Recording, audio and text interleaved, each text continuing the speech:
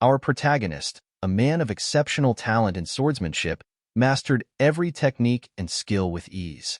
There was nothing he couldn't learn, and no opponent who could escape his blade. Through relentless effort, he became unstoppable. After dropping out of high school, our boy dedicated 20 years to honing his skills with a knife, eventually becoming the finest swordsman in the country. In a bustling restaurant, the staff managed the crowd when suddenly, the chef's phone alarm catches their attention. A staff member mentions it, and the chef realizes he must have set it to vibrate. Seeing the notification, he briefly wonders if it's from the game he deleted earlier, assuming his phone is malfunctioning. At that moment, another staff member informs him that a guest has arrived. The chef instructs them to tell the guest he isn't available. However, Mr. Kim, the guest, doesn't wait. He walks into the kitchen himself, dismissing the chef's excuse as an obvious lie. Mr. Kim declares it's time to hear the answer he's come for. He believes he's given the chef enough time to consider the request, and it shouldn't be difficult for someone like our boy, who handles swords every day. Realizing he might have come off as insensitive, Mr. Kim opens a suitcase full of cash as a show of sincerity. He explains that he's offering an advance payment of $300 million if our boy can complete the task. However, the chef swiftly cuts through the meat, startling everyone. He firmly states that this is a kitchen where cleanliness is paramount, and there's no place for someone like Kim. Our boy orders Mr. Kim to leave. The guest becomes furious, exclaiming that a sword saint shouldn't be cutting fish in a place like this. In response, the chef grabs a kitchen knife, further intimidating Kim. As Kim retreats, he tells our boy that he's not giving up and will definitely return soon. After Mr. Kim and his guards depart, one of the staff members remarks that the chef was being offered $300 million. He adds that if it were him, he would have accepted the offer immediately and asks why our boy turned it down. The chef replies that all his life, he's only ever sliced fish heads with a knife. He knows nothing about being a thug. The staff member suggests that the chef could leverage his reputation as a sword master to intimidate people without actually harming anyone and still collect the money. With that, he could buy a house. Our boy replies that he would decline the offer, even if someone offered him billions. Curious about the notifications, the staff member wonders if the chef is dating someone. But our boy dismisses it, explaining it's just a stupid game, though he's too embarrassed to admit he's still playing Divine Protection. The boss calls for the cleaning guy, who leaves first, while our boy reflects on his past. He remembers how his family went bankrupt when he was young, forcing him to work tirelessly and focus his life solely on making money. His phone keeps ringing, with the frequency becoming excessive. He decides to reinstall the game, realizing that the characters have been invading the academy for years. He taps the notifications, and a prompt to touch the screen appears. Hearing the nostalgic soundtrack and seeing the female characters still as beautiful as before, he feels a wave of familiarity. To our boy's surprise, the mobile screen froze, and then suddenly, a bright light emerged from the phone. The same staff member from earlier calls out to him, saying the boss is asking for him. The staff member notices that the chef is gone and wonders why he left his phone behind. The boss calls again, and the staff member speculates that the chef might have gone to the restroom. Meanwhile, the phone screen shows the completion of the transfer. Upon seeing the game, our boy immediately recognizes it as a typical pay-to-win model with a standard auto-hunting system, just like countless mass-produced mobile games. No further explanation is needed. He originally played the game because he was captivated by the appearance of the female characters and got drawn into it.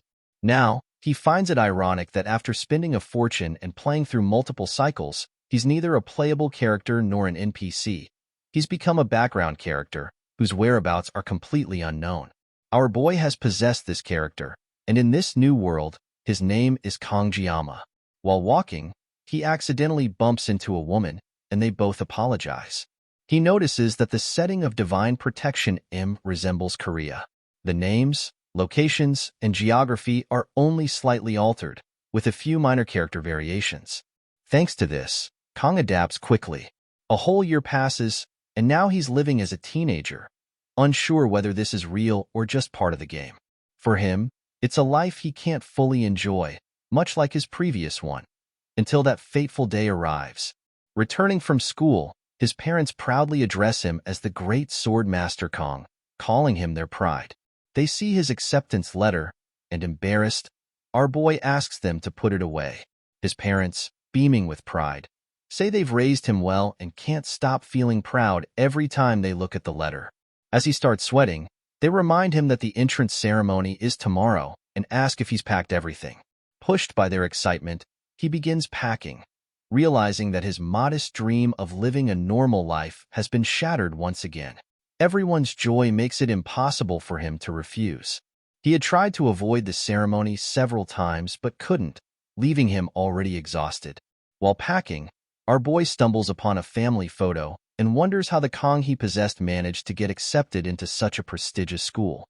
He recalls how things unfolded and remembers his parents telling him that last year he manifested divine powers and took the entrance exam immediately. Shocked, he realizes that before he possessed Kong, the boy had already unlocked divine powers and passed the entrance exam for Hawk Academy. It dawns on him that his character is a genius. He begins to understand that divine powers are special abilities, similar to skills in a game, but not everyone possesses them. These powers typically manifest through genetics, and based on whether one has divine power, society is divided into 3 classes: the privileged, the commoners, and the poor. Hawk Academy, where Kong was admitted, was originally founded to preserve the power of the elite, though it was established under the guise of a hero's civilization. Today, it serves as an exclusive school for upper-class families. Recently, however, a system known as special admission was introduced for non-hero families, and the character our boy possesses was admitted as one of these special students. He also understands that heroes are essential because of the threat posed by the Demon King. Yet, despite all this, he knows this isn't reality. It's just a training ground preparing students for war. Our boy speaks aloud, saying, "Divine power," and a status window appears, still unfamiliar to him. He sees the divine power he's unlocked and notices a skill called painlessness, which has a 12-hour cooldown. He scoffs, calling it nonsense. Then, his attention shifts to the divine power granted to him upon possessing Kong, the blessing of the sword god. With such power, he assumes no one will dare challenge him. It's a divine ability he's never encountered in the game before, and the name contrasts sharply with its overly simple effect. The power allows him to slash anything he cuts, but he finds it absurd to label such an obvious trait as a divine power. What feels even more out of place is the activation condition.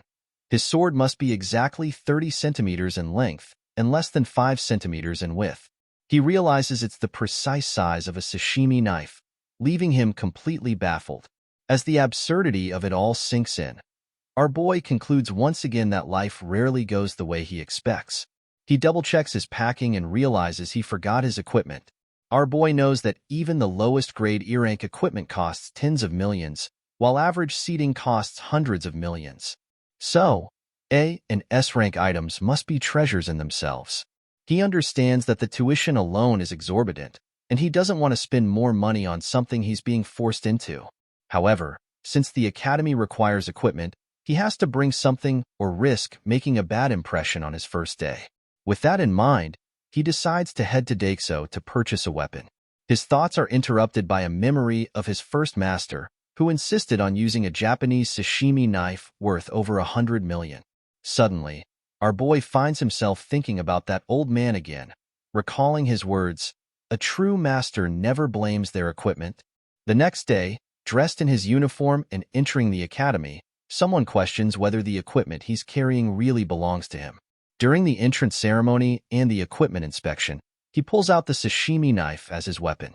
Every year, the upper-class students play pranks to assert dominance from the start, and the student inspecting him asks if our boy thinks the academy is a joke, seriously questioning his decision to use a kitchen knife for the class placement test. Our boy simply replies that it's his weapon and clarifies that he's a special admission student from a modest family. He explains that the tuition alone was already a huge burden on his parents, so he couldn't justify adding the cost of an expensive weapon on top of that. The instructor glances at the color of his name tag and understands that, for a student not from an upper-class background, the academy's fees would indeed be overwhelming. He feels it would be wrong for an institution supposedly promoting equal education to push away such a sincere student. Our boy adds one more thing. Blaming equipment is something only amateurs do. A master never blames their tools. The instructor finds it odd for a teenage boy to say something so profound, yet it feels as though he's already reached some kind of pinnacle in life. The weight of his eloquent words and his unyielding spirit convince the instructor that this boy is the real deal. He approves Kong Jiama's weapon. Grateful, our boy thanks him, while the students behind him recognize him as a special admission student. They whisper among themselves, wondering how someone like him ended up in such a prestigious academy. The instructor from earlier quickly tells them to be quiet, warning that after the evaluation, depending on their actions, he can either be their angel or their devil. Hearing this, our boy decides to step outside for a break. He finds a bench and reflects on how, even though he expected this, experiencing it firsthand is still unsettling. Kong has completed the equipment inspection and survived the entrance ceremony. Now, all that's left is the class placement exam. As he sits there, he contemplates his situation, realizing he's truly made it to this school, Awakens Academy, also known as the Hero Training School, where he will be studying for the next 3 years. He notes how different the academy looks compared to the graphics in the game. If he had to exaggerate, he'd say the academy is the size of a small town, which is impressive. Attending a school meant for the upper class feels surreal, especially since he had to drop out of high school due to family circumstances in his previous life. Soon, the class placement test is announced, and students are instructed to gather at the training hall by 1 p.m. He understands that while the entrance ceremony is over, the class placement test remains incredibly important. Since an exam is still an exam, he knows he must familiarize himself with the process. Looking at his knife, he realizes that ever since coming to this world, he hasn't had a reason to use it. He remembers his master's advice: never put the knife down, even for a single day. Even while you sleep, keep holding it. Kong feels as though he's unconsciously adopting yet another habit from his master. After 20 years of living by the knife, he wonders whether a 1-year break has dulled his skills. He removes the cover from the knife and finds it far better than he expected. Curious, he decides to test it by cutting a leaf. Suddenly, the system alerts him that the weapon has met the activation conditions, and the blessing of the sword god is activated. However, since both his physical body and the weapon are at too low a level, the system initiates suppression to synchronize with the user. Shocked, our boy can't believe that simply drawing the knife triggered the blessing to activate. As the synchronization completes, the system wishes him the blessing of the god. Before he can process this, extreme pain strikes his entire body, and he realizes that if this continues, he's going to die. Suddenly, he finds himself in a new space and, confused, questions where he is. Panicking, he throws the knife away, and instantly, the surroundings return to normal, bringing him back to reality. His body still throbs with pain, and while he understands the activation of divine power, he wonders if the chaos surrounding him is linked to the sword god's blessing. The backlash is unbearable, and although the divine power of painlessness offers some relief from mild soreness, it can't alleviate this kind of agony. Our boy realizes that using his skill in this manner is unsustainable if every activation brings such pain. At that moment, the system sends out a reminder for all students to gather at the hall immediately. He knows it's time for the test and, unwilling to leave the divine weapon lying on the ground, he reluctantly decides to pick it up, assuming the pain was only a consequence of the first activation. As soon as his fingers touch the blade, his body is racked with extreme pain once again. Meanwhile, at the training hall, all the students have gathered while parents chat about the exorbitant cost of admission. Suddenly, their attention shifts to Lord Clinge, the 7-star hero and descendant of Aaron Nibelung, as well as the direct disciple of the founding hero, Awakens. Known as the strongest human, Lord Clinge's presence commands the crowd, and everyone returns to their seats. The 7-star hero sage greets him and playfully remarks that it's been half a century since they last met. Despite the years, she hasn't begun dressing like an academy director, and turning 70 doesn't seem to have affected her much. She quips that every woman wants to remain beautiful until her last day and offers to use her blessings to make Siegfried look 10 years younger. Siegfried, however, dismisses her offer, pointing out that while she approaches 70, she still hasn't matured. adding that humans should prioritize their inner nature. With a mocking grin, she calls him an old, amused by the fact that he's just as rigid as he was 50 years ago. Siegfried, clearly irritated, does not hide his annoyance. Media, on the other hand, teasingly, she assumes his granddaughter must be quite beautiful, and they both realize the test is about to begin.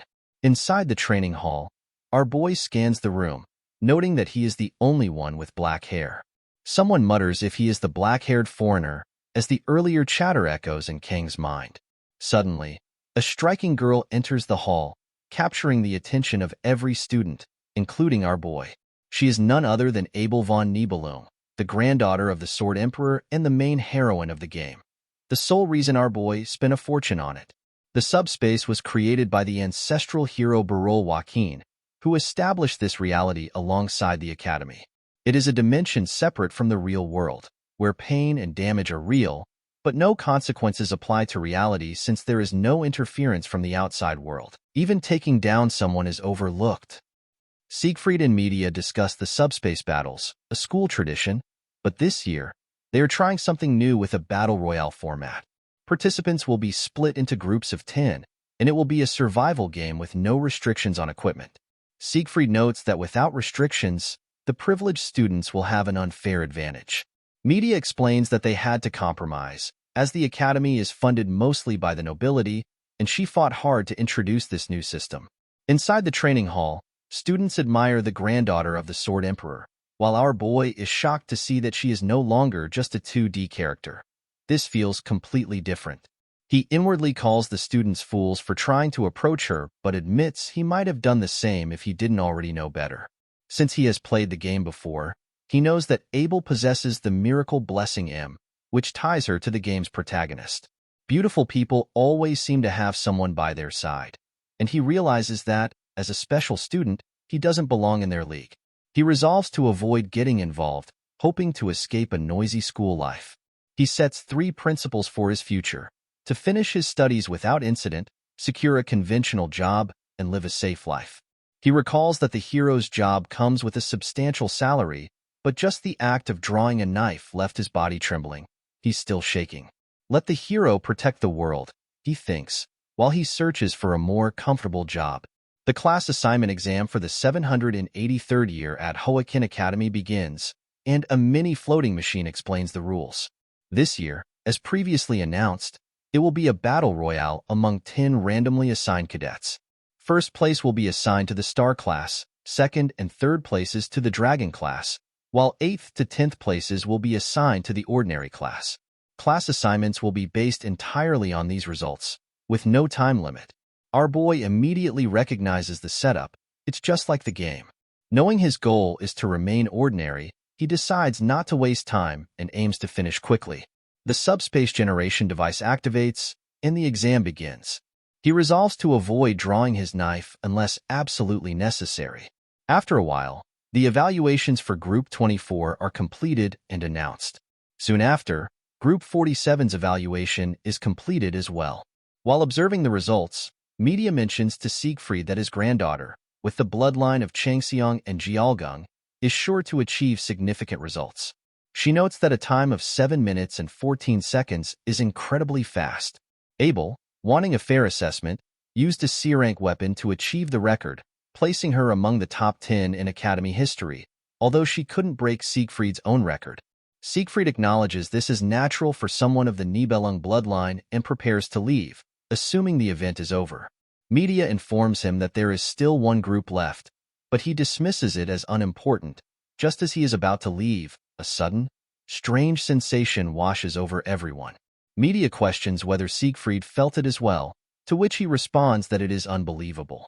As they try to make sense of the situation, something suddenly falls from the sky. To their shock, they witness the sky itself break apart, and 2 students emerge from the subspace. The entire crowd is confused, but then another light shines, and a knife falls from the sky as well. Media quickly calls for medical staff to check the vitals of the cadets who have just appeared. One of the fallen students is our boy, and as he lies there, he accepts the results as inevitable, predetermined from the start. Earlier, the students in the last group began fighting each other, and our boy realizes with dread that he has been caught in a squad of death. He recognizes the infamous twins of malevolence, Mao Jun and Mao Shun, from the Iron King family. While these brothers possess immense talent and innate ability, they are also known for their brutal violence and boundless cruelty. Kong recalls that they deliberately toy with everyone for 30 minutes. Our boy is completely ignored by the twins, realizing he is so insignificant to them that he is not even worth their attention. Once the twins finish beating the other students, they ask each other how many remain. Jun states that it's all over, while Shun, surprised, notes that he took care of 4 students.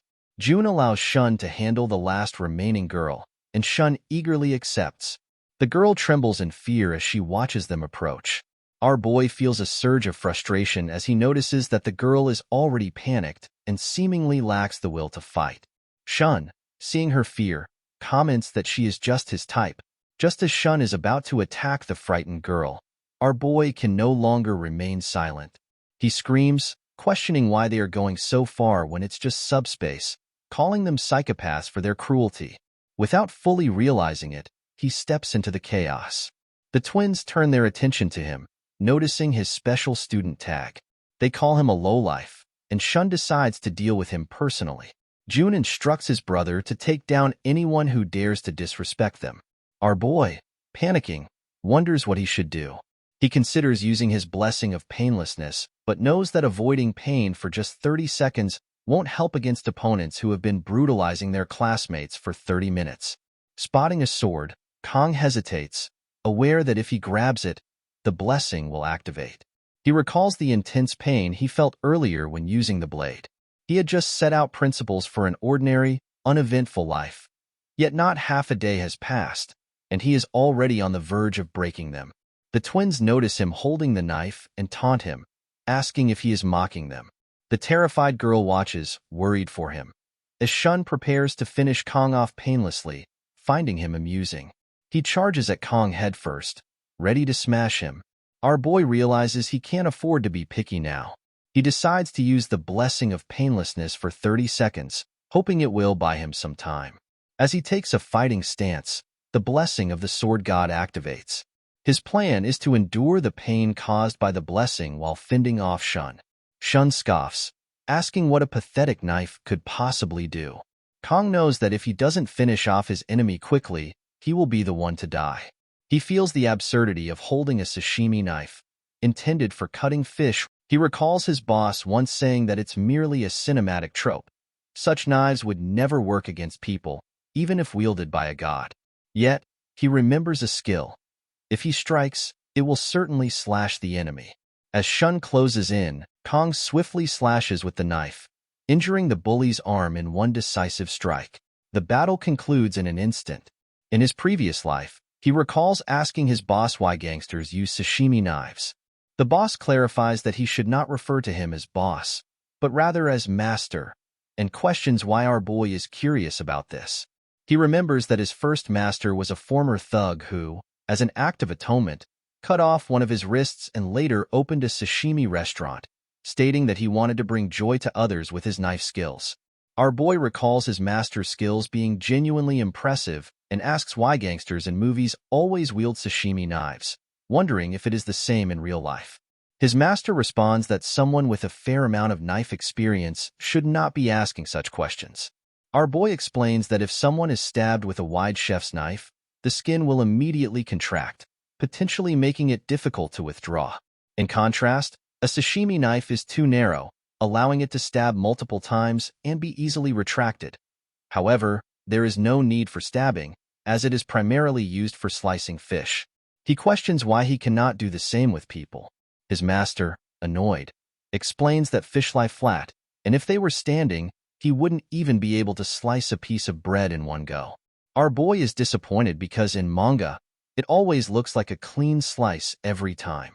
He assumes his boss simply lacks the skill, but his boss, angered, insists on being called master, and makes it clear that even if the god of knives appeared, it still wouldn't work. In the present moment, our boy instantly takes down Shun, surprising everyone. The bully screams in extreme pain, telling Kong to stay away as he tries to run, begging his brother for help. He cries out in agony, demanding his older brother save him. However, our boy shows no mercy and finishes him off with a single decisive strike. Shocked by what he's seeing, Jun tries to calm himself, reminding himself that it's just a void space and his brother isn't truly dead. Even though this is true, he can't help but wonder what's wrong with Kong. It seems as though our boy has used the knife to take down someone for the first time. Jun's breathing becomes ragged as he questions whether his brother's defeat was just a coincidence. Growing more cautious, especially because of that knife, he decides his brother had been too reckless.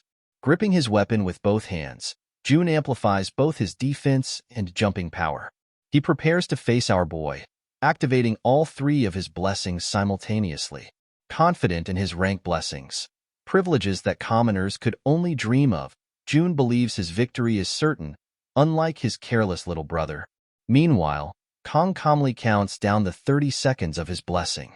As Jun leaps forward to attack, he realizes that Kong is just standing still. Determined to take him down, Jun closes in, but in an instant, our boy uses his blessing, defeating Jun before he can even land a blow. Jun falls to the floor, defeated in the subspace. Though our boy manages to win the fight, the 30 seconds of his blessing soon expire, and the overwhelming pain returns, causing him to lose consciousness. When Kong finally wakes up, he finds himself in a hospital bed. As he rises, someone nearby alerts the others, announcing that the student has regained consciousness. Our boy sees a face he hasn't encountered in person before but immediately recognizes it. The man who defeated the Demon Lord's 6th Legion commander 50 years ago. It is none other than Siegfried, one of the 2 7-star heroes and the strongest human alive. Alongside him is Medea, the head sage of the academy. They ask our boy about his health. Confused, he wonders why these figures of such importance are here, but they urge him to introduce himself. Siegfried gets straight to the point, questioning Kong about his actions during the exam and the strange sensation that everyone felt earlier. Kong realizes it wasn't just his imagination, it was indeed him. Noticing Siegfried's cautious demeanor, Kong understands that being marked by such a powerful individual is never a good thing. When asked to explain himself, Kong says that although it was a pocket dimension, he believed the actions of the others went too far.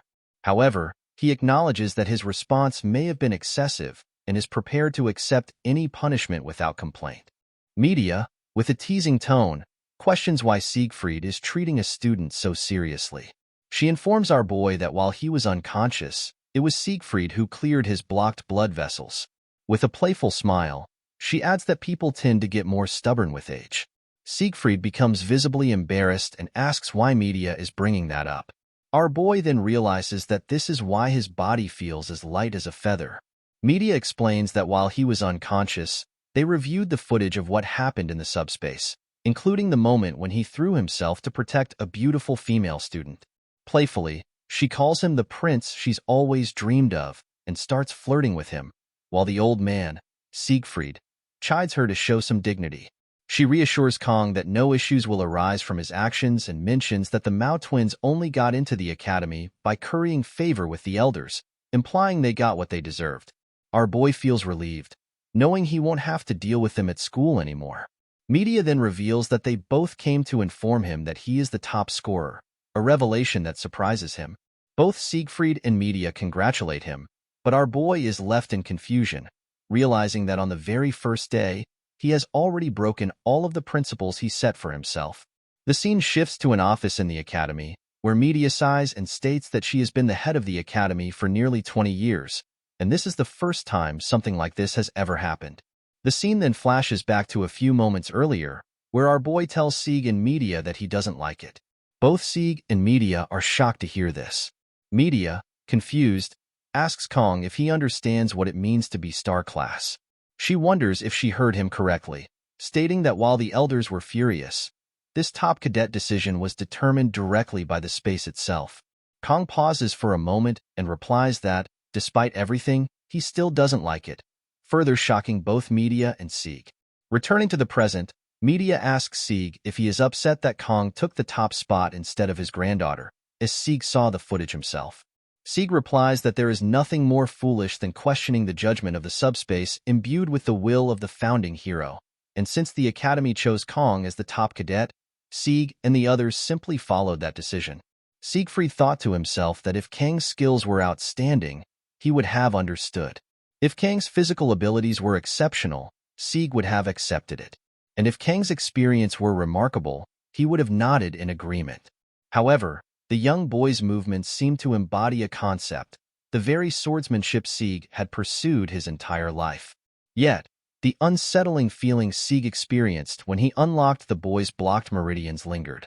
A boy who had never undergone physical training, with a soft and unconditioned body, seemed to possess something that should not have been contained within him. Sieg couldn't believe that at his age, he still had such a competitive spirit, especially towards a boy the same age as his granddaughter. The scene shifts to Kong looking at the class board. Kong had been admitted to Wolf class, and our boy thinks it was the best compromise Kong could have made. The scene then transitions to the headmaster's office, where media informs Kong that he will be going to the upper class. However, Kong requests that he be placed in Tiger class instead. The frustrated headmaster states that the top cadet cannot be sent to Tiger class. Our boy replies, "In a school that prides itself on equality, why can't Kong?" The headmaster responds, "Even so, Tiger class is off limits." Instead, media offers to keep Kang's powers a secret. In her mind, media thinks that if she sends Kong to Tiger class, the elders will make an even bigger fuss. Kong gets confused seeing media's reaction. Our boy thinks the plan was to quietly complete his studies in a lower class, rather than get caught up in the power struggles of the upper ranks. At least, this much is still within the expected range. As Kong enters the classroom, he is stunned by both the class and the students.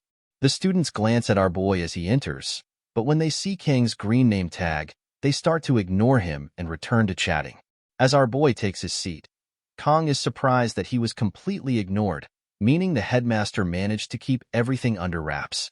Kong thinks that this might actually be a good thing. At that moment, a red-haired girl approaches Kong. She thanks him for saving her back then, leaving Kong speechless. The red-haired girl then reminds Kong about the subspace incident. Hearing this, Kong wonders why she is using formal language when they are the same age. Our boy tells the girl that there is no need to thank him, as anyone would have done the same in that situation. The red-haired girl replies, "That's not true." In his mind, our boy thinks it seemed like Kong saved her, but in reality, Kong was just trying to survive. Our boy points out that they haven't introduced themselves yet, so Kong introduces himself first. The red-haired girl then states her name is Chloe. Our boy responds by saying, "It's nice to meet you, Chloe." Kong hadn't expected them to be in the same class. Internally, our boy wonders who Chloe is, as he had played through most of the game but doesn't recognize this character. As far as our boy knows, the main story in the later stages focuses on the battle with the demon tribe, so it's unexpected to see a new character appearing at this time. Finally, our boy realizes that Chloe, like him, might just be a background character. Kong asks Chloe if she can keep what happened during the exam a secret. Chloe replies, "Of course." Just as Chloe was about to say something else to our boy, the teacher enters the classroom and instructs the students to take their seats. Our boy tells Chloe they can talk later after class, and she agrees. The teacher's name is Lee Wonbin, and he introduces himself as the instructor of Wolf class. First, Lee congratulates all the students on their admission to the academy, adding that each of them was chosen to be here, inheriting the will of the founding hero, Valor Joaquin. He encourages the students to be proud of this. Since it's the first day, Lee announces they will begin with some simple physical training. He instructs the students to change into their training clothes and gather at the training ground within 30 minutes. One of the students asks about the training course. Lee explains that it's a simple routine: 100 push-ups, 100 sit-ups, and 100 squats, followed by 10 laps around the training ground. Lee then asks if there are any questions, and if not, the students should change and gather at the training ground. The students shout, "Yes, sir." As they begin leaving the class, our boy, sitting alone, wonders if this training is meant to turn cadets into soldiers. Kong approaches the instructor, and Lee asks, "What is it?" Kong wonders why Instructor Lee knows his name, but our boy realizes that's not important right now. What matters is finding a way to avoid this tedious training. Our boy tells Lee that he's feeling a little unwell. Hearing this, Instructor Lee responds, For the top cadet, I don't think this training will help you feel better. How about training with the star class on your first day? He adds that the headmaster has given our boy permission to attend all classes. Kong feels frustrated hearing this, as media had promised to keep his status as the top cadet a secret. Kong quickly tells instructor Lee that it's not about being sick, he just needs to use the restroom urgently. Our boy, feeling a little sore, reflects on how the instructor has scheduled the training perfectly. Hearing this, instructor Lee says, as expected from the top cadet, and tells Kong he will see him at the training ground. Kong replies, yes. The scene then shifts to the training ground, where our boy feels exhausted from all the running. All the other students are ahead of Kong, leaving him behind, running at his best pace. As Kong continues doing his best, Chloe approaches him and asks if the training is difficult for him, noticing that he looks unwell. Our boy replies, no, it's okay. Chloe then asks what lap Kong is on. He replies that he's on his 5th lap. Curious, our boy asks Chloe about her lap count, as it seemed like she was far behind. Chloe tells Kong that she's on her 9th lap, leaving him stunned. Chloe happily begins to cheer for Kong, encouraging our boy to do his best as she quickly dashes to the front. Kong can't believe what he just witnessed. The scene shifts to Kang's room, where our boy is lying on his bed, having only been drinking water. Frustrated, Kong states that he's hungry. It has now been 1 week since our boy joined the academy, and he has encountered an unexpected problem. The scene moves to the cafeteria, where Kong is ordering his food, but our boy is shocked to see a meal ticket box in front of him, realizing that the food is not free. Kong decides to buy a ticket for his meal, but is further shocked to see the prices. The meal he wants costs 50,000 won. Kong is stunned by how expensive the academy's cafeteria is. Back in his room, our boy finishes the last bottle of water. In frustration, Kong throws the empty bottle at the wall, angry and hungry, unable to believe how high the prices are in the academy's cafeteria. Nearly out of the living expenses his parents gave him, Kong thinks to himself that he's really an idiot for not taking advantage of the situation when he had the chance. For days now, our boy has been surviving on the cheapest water from the campus store. A status window appears in front of Kong, stating that our boy's physical stats have increased to 12, and that the blessing is activated only for swords of specific lengths and widths. Just thinking about it makes the blessing window pop up again for Kong. Our boy stands up and looks at himself in the mirror, stating that it wasn't a waste of time, as Kong has gained a lot of muscle. Our boy wonders if the blessing of the sword god cleared Kang's blood vessels. At this rate, Kong thinks it's almost like an evolution. However, the blessing of the sword god still hasn't fully expanded. If Kong continues improving step by step, our boy might be able to handle short swords soon. Looking at the Sashimi sword, our boy recalls being terrified of even holding a sword during the entrance ceremony. But now, if Kong isn't holding one, his hands itch. Perhaps it's the influence of the blessing. Our boy wonders why he feels so proud. Suddenly, Kong hears a knock on his door. He asks, "Who is it?" And upon opening the door, is surprised to see Chloe. He wonders why she is here. Chloe, shyly, asks if she has perhaps disturbed Kang's rest. Our boy replies that he was just lying down and asks Chloe what's the matter. Chloe shyly tells Kong that she hasn't seen him in the campus cafeteria all week, so she was worried that our boy might not be feeling well. Our boy explains that he usually doesn't eat food made by others, though in his mind, Kong admits that he absolutely loves food made by others. Kong reassures Chloe not to worry. Chloe then suggests that if Kong is okay with it, she was thinking of buying some ingredients from the campus store so they could cook dinner together. Without hesitation, Kong tells Chloe, "Let's go," surprising her. Our boy quickly adds that he's good at cooking and will handle it. Chloe calls after Kong, but he doesn't stop, stating that her dorm is across the street, right? Chloe agrees and says, "Let's go together." The scene then shifts to Chloe's dorm, where she absolutely loves Kang's cooking.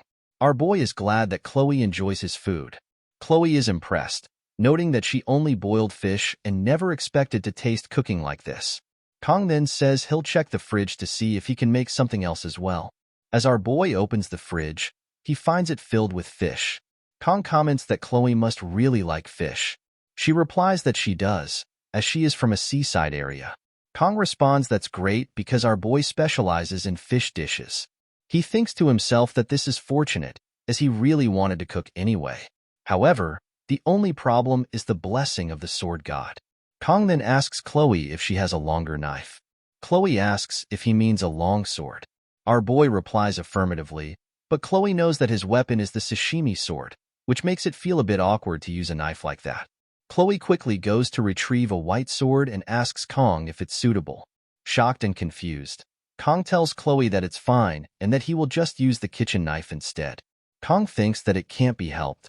As he touches the kitchen knife, the blessing of the sword god activates, and our boy intends to finish the dish in under 30 seconds, which is the limit for the blessing of painlessness. Remarkably, in just 21 seconds, our boy completes the dish. Chloe is impressed by Kang's skills, while our boy thinks to himself that it felt like a masterpiece. Chloe asks our boy how he cooks so well. Kong replies that he used to work part-time at a Japanese restaurant. This is the first time Chloe has heard about a part-time job. Noticing her expression, our boy asks if she doesn't know about part-time work. Chloe apologizes to Kong, but he assures her that there is no need to apologize. In his mind, our boy reflects on the disparity in their backgrounds. Nevertheless, Kong states that he is glad Chloe enjoyed the meal. Chloe then tells our boy that since he prepared the meal, she will handle the dishes. Kong thanks her and says he will leave the dishes to her. He then goes to look at the moon, feeling full and satisfied. However, Kong notices that Chloe has gotten water all over her uniform. Observing her, our boy wonders if Chloe has ever washed dishes before. At that moment, Kong notices a diary on Chloe's desk. Inside, he sees that it's written that someone helped her during the class placement test today, and she feels she must repay him. Kong finds Chloe's handwriting and the stickers she used to be cute, but as the wind blows, the diary pages turn to another entry. Inside the diary, it is written that the person who saved Chloe turns out to be in her class as well, but she can't bring herself to talk to him. Reading this, our boy finds Chloe to be really cute, and now he understands the reason why she couldn't approach him. Curious, Kong goes to read more, but as he turns to the next page, he is shocked to see, "I love him," written on every page. At that moment, Chloe sees Kong with her diary, and a plate drops from her hand, causing our boy to turn around and notice her. With a serious tone, Chloe asks Kong if he saw what was written in the diary. Heroic families gain honor by defeating monsters, receiving the admiration of society, and solidifying their positions. However, within these stagnant institutions, there are always vested interests that exploit the weak under the guise of authority. When even public authorities are powerless to condemn them, one heroic family steps forward to take on the role of shadows. The name of that family is Auditora de Sicilia, a family that operates in the shadows while aiming for the light, combining order maintenance with assassination. Those born into the Auditora family undergo mental conditioning before puberty, suppressing their emotions and enduring harsh training to become assassins. The age at which Chloe first saw blood was 15. We then see an old man telling Chloe not to deny her talents as an assassin, something she had heard even before reaching adulthood. Chloe accepted this. The constant training distorted her mentality, casting a dark shadow deep within her heart. By the time her sense of self was worn away, only traces of emotion remained. Chloe reached the age to enroll in the academy, specifically the Awakens Academy, where classes are assigned based on individual skill. Although each member of the Auditora family, aiming for the shadows, clearly possessed abilities above the dragon class, they were assigned to the common class due to family tradition and the agreement between the family and the academy. We see the old man telling Chloe to stay out of sight. However, even the 3 years of Chloe's youth were stripped away by the family, taking away all personal freedom as she faced the fate of becoming an assassin. Chloe did not utter a word. She merely accepted her circumstances, thinking that nothing would change either way. She thought so until she met a certain male student during the subspace battle royale. Even though death within the space isn't real, it would be Chloe's first time experiencing death. She didn't cower in fear. Rather, she faced death calmly, confronting her predetermined fate. She had long since ceased her futile struggles. That was how Chloe learned to live, and that was how she had always lived, believing that nothing would change either way, or so it had been. but it felt as though the sun had broken through the dark clouds in the midst of a storm of frost. Chloe felt something, a sword wielded by one's own will, a sword wielded to protect someone. Chloe was the reason why that male student wielded his knife. During her childhood, she remembered the fairy tale she had secretly hidden by her bedside. It was about a princess trapped in a castle and a prince's love, a story that revolved around a prince appearing and saving people. Chloe's face turned red as an unknown, hazy feeling arose within her. She had only one thought, that this was love. We return to the present, where Kong is completely shocked to see Chloe surrounded by her aura. Kong wonders what went wrong. He thinks to himself about when he first glimpsed Chloe's innocence, or was it when he foolishly followed along just for a meal? He then tries to change the topic by asking Chloe if the moon isn't beautiful. Chloe doesn't say anything. Kong thanks Chloe for the delicious dinner and states that he will leave for today, promising to see her tomorrow.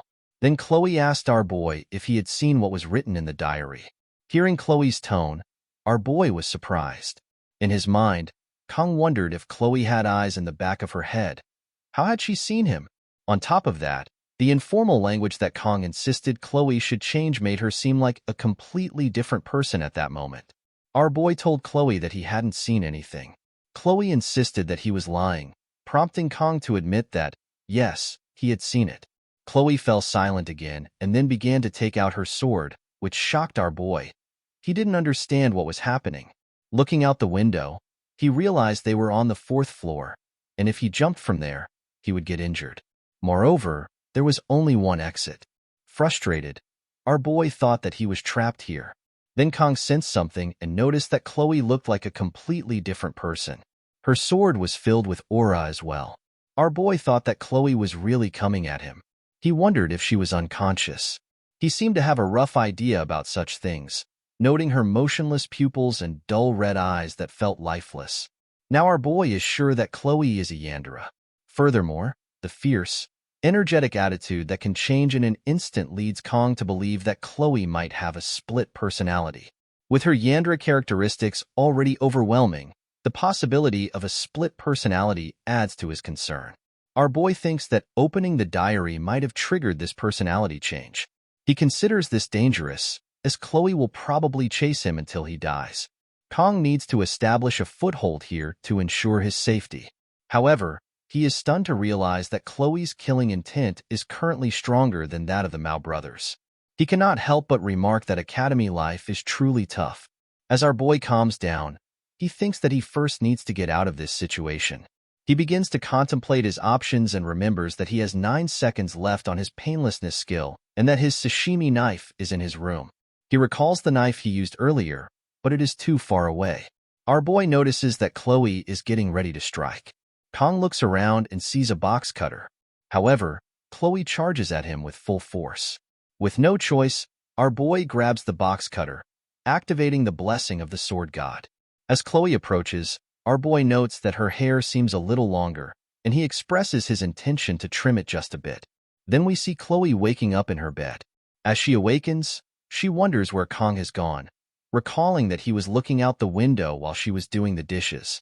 She remembers sneaking a glance at him and then realizes that her katana is missing. Fortunately, she spots her katana beside her bed and feels a sense of relief upon seeing it. Chloe notes that she often loses consciousness when handling a katana. She then recalls the old man praising her, but she has no clear memory of what transpired. The old man reassures her, telling her not to worry about it and that she should embrace her talents as an assassin.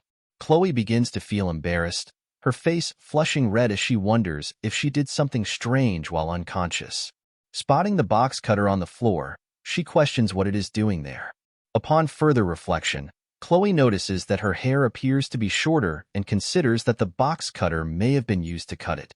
Finally, she sees that Kong has tidied up, and when she notices her cut hair in the basket, she is filled with happiness, exclaiming that Kong is truly kind. Chloe thinks that she should write this in her diary before she forgets.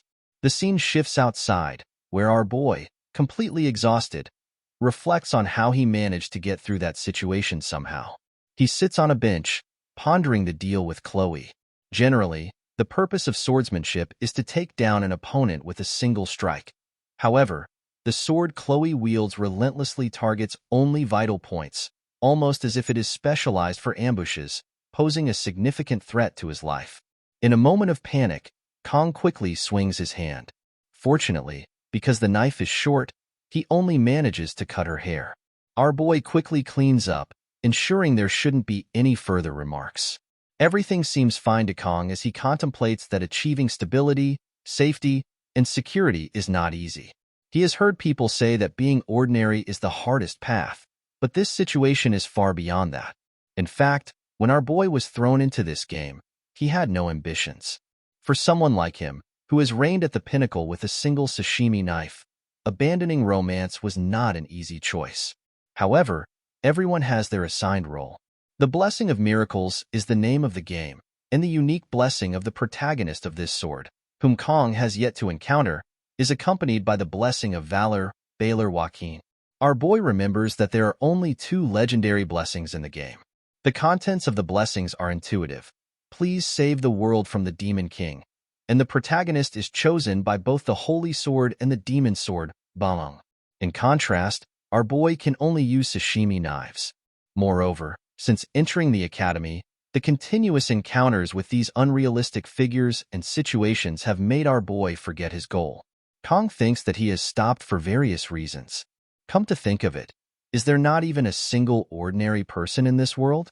Our boy has a vague understanding of the important characters in the game, but his comprehension of this world itself is still quite lacking.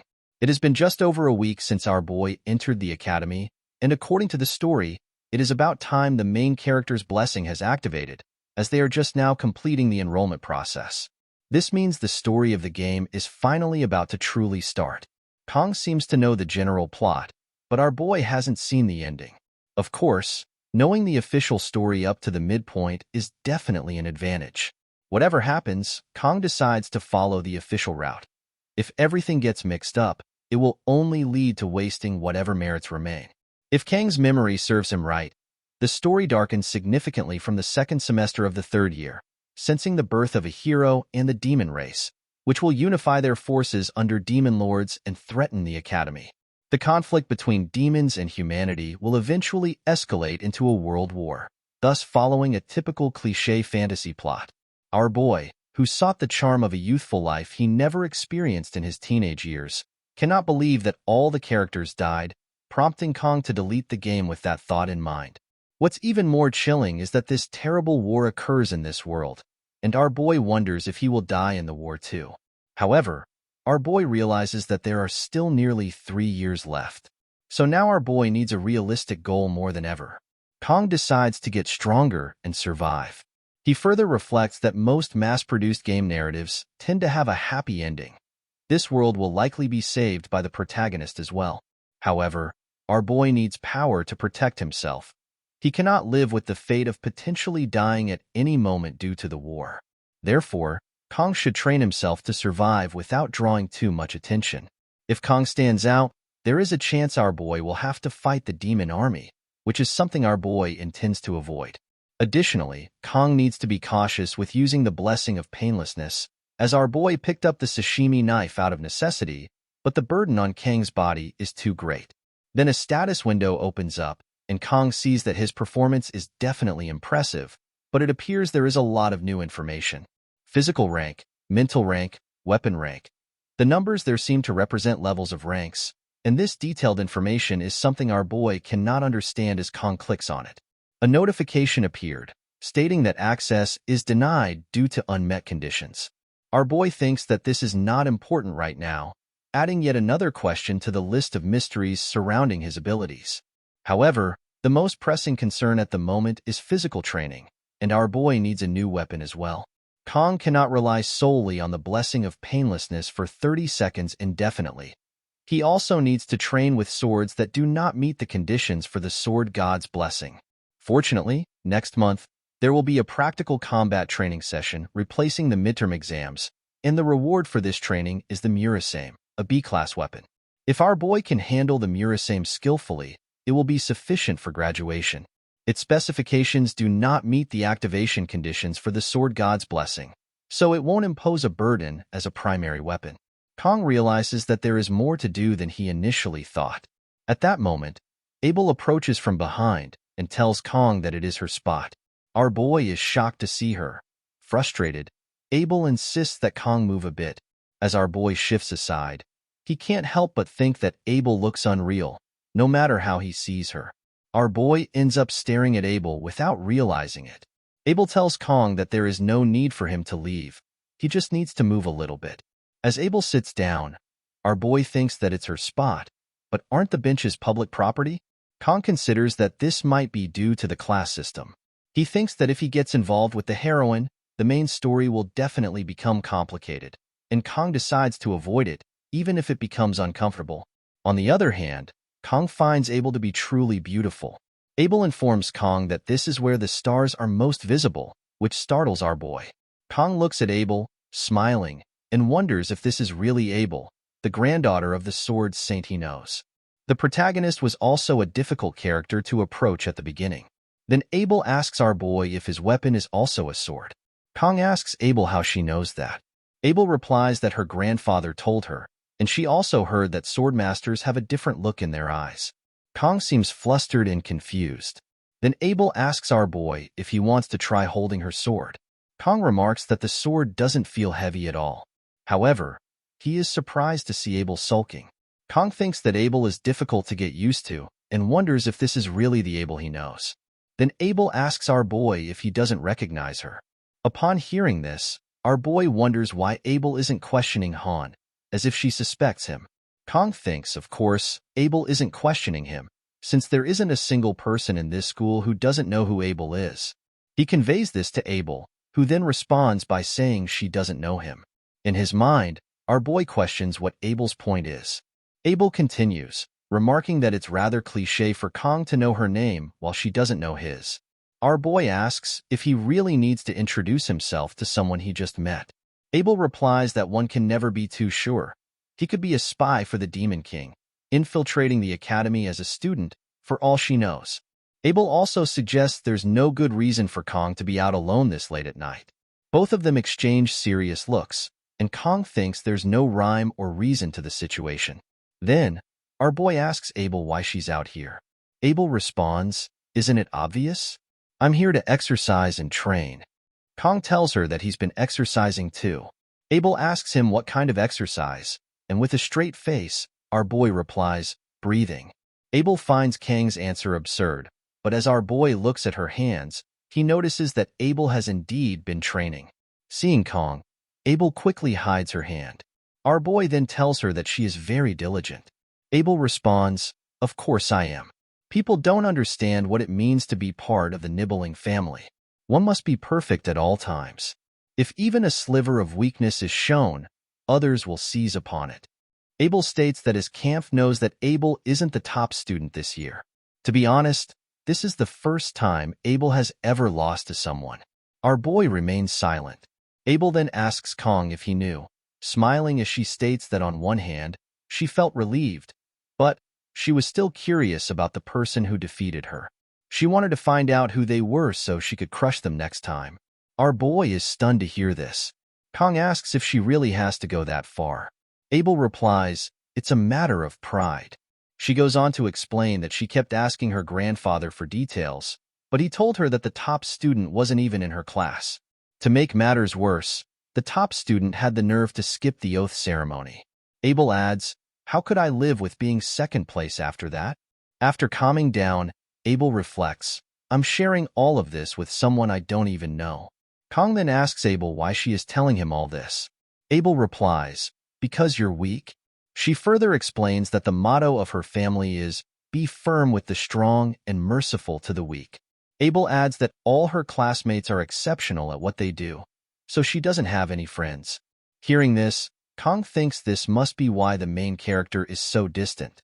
Abel then tells our boy that she's going to turn in for the night. Hearing this, Kong says his goodbye. Abel sits quietly for a moment before asking, "Are you really not going to tell me your name?"